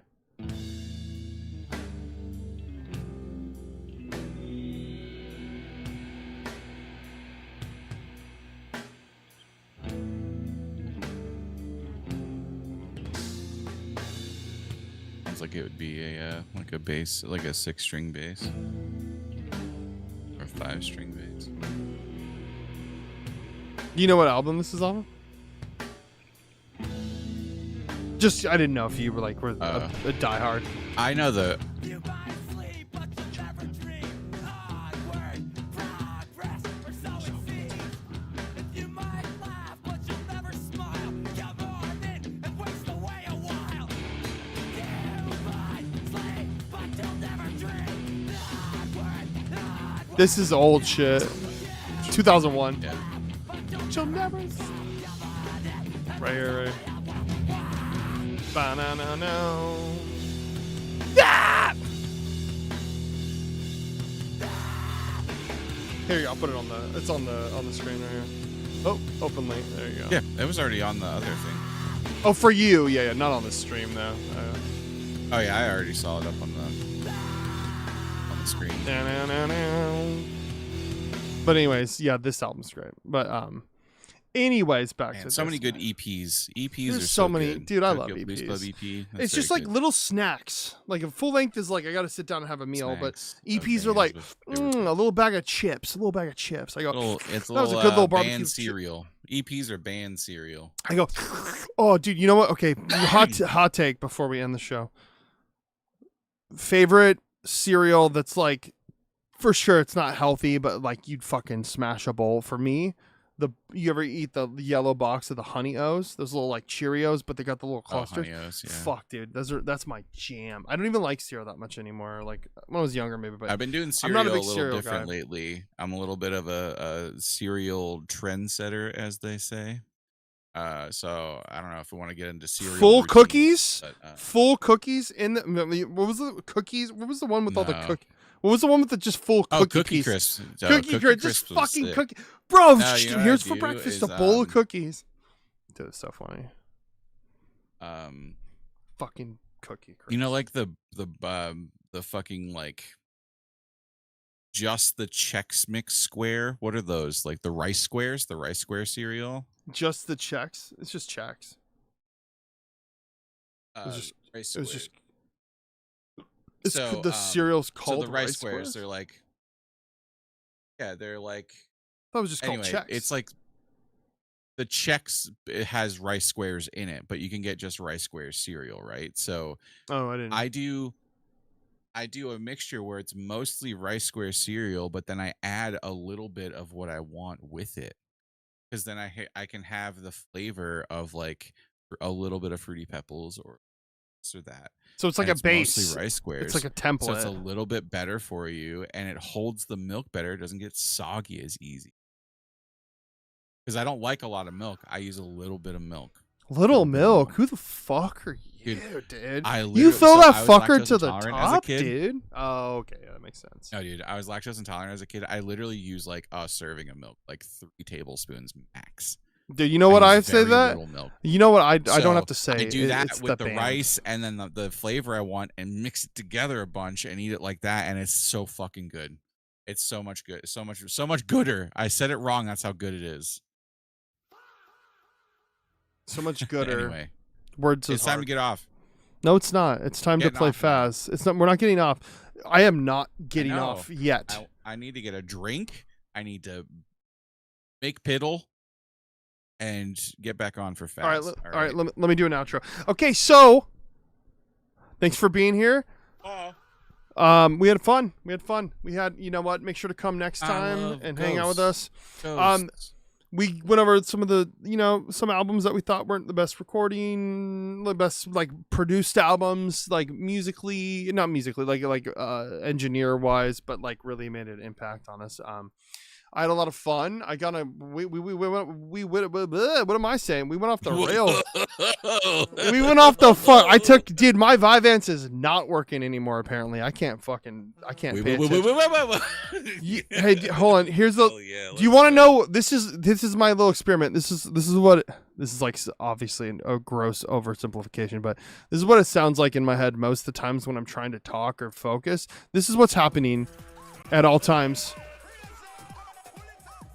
So, anyways, this is me at all times. I go. Wait, what am I supposed to do? Okay. Oh God. Okay, I don't know what that is. So that's the gross oversimplification of what ADHD is like. All of that going on in my head at all times, and I'm trying to fucking talk and look at a camera. So anyways, we had a lot of fun. Thanks for being here, Elle and Jen. Thanks for being here and talking a little bit. We had a great time. We had some laughs. We had some goofs. We have some gaffs. Trump guitars, eat shit. Fucking Zayo, love it. Captain We're Sinking, great. Bill, love you. Zayo. Yeah. Fucking, you're crazy, Bill. Anyways, thanks for being here. Make sure to subscribe. Here, let me do this real fast. There we go. It's on the screen. Make sure to subscribe. Lost State Studios on YouTube. Make sure to follow us on fucking not on TikTok. Eat shit TikTok. Fuck you, Larry Ellison. Piece of shit. My name is Trey. The L's in the chat. That's L. My name is Trey. This is Lost State Studios. This is Drew, my best friend and co-commander. I'm Drew. In arms, we brothers. We are fighting the fucking oligarchs at Fender. Yeah, this is Lost State Show. Thanks for being here. My name's Trey. This is Drew. Say bye, Drew. Bye, Drew. Keep getting angry Drew. about things and posting them. Even if we Fuck don't yeah. agree. Fuck Trump. Fuck that shit. Fuck it all. Burn it down. I love Be you. angry. Bye. Bye. Rip it.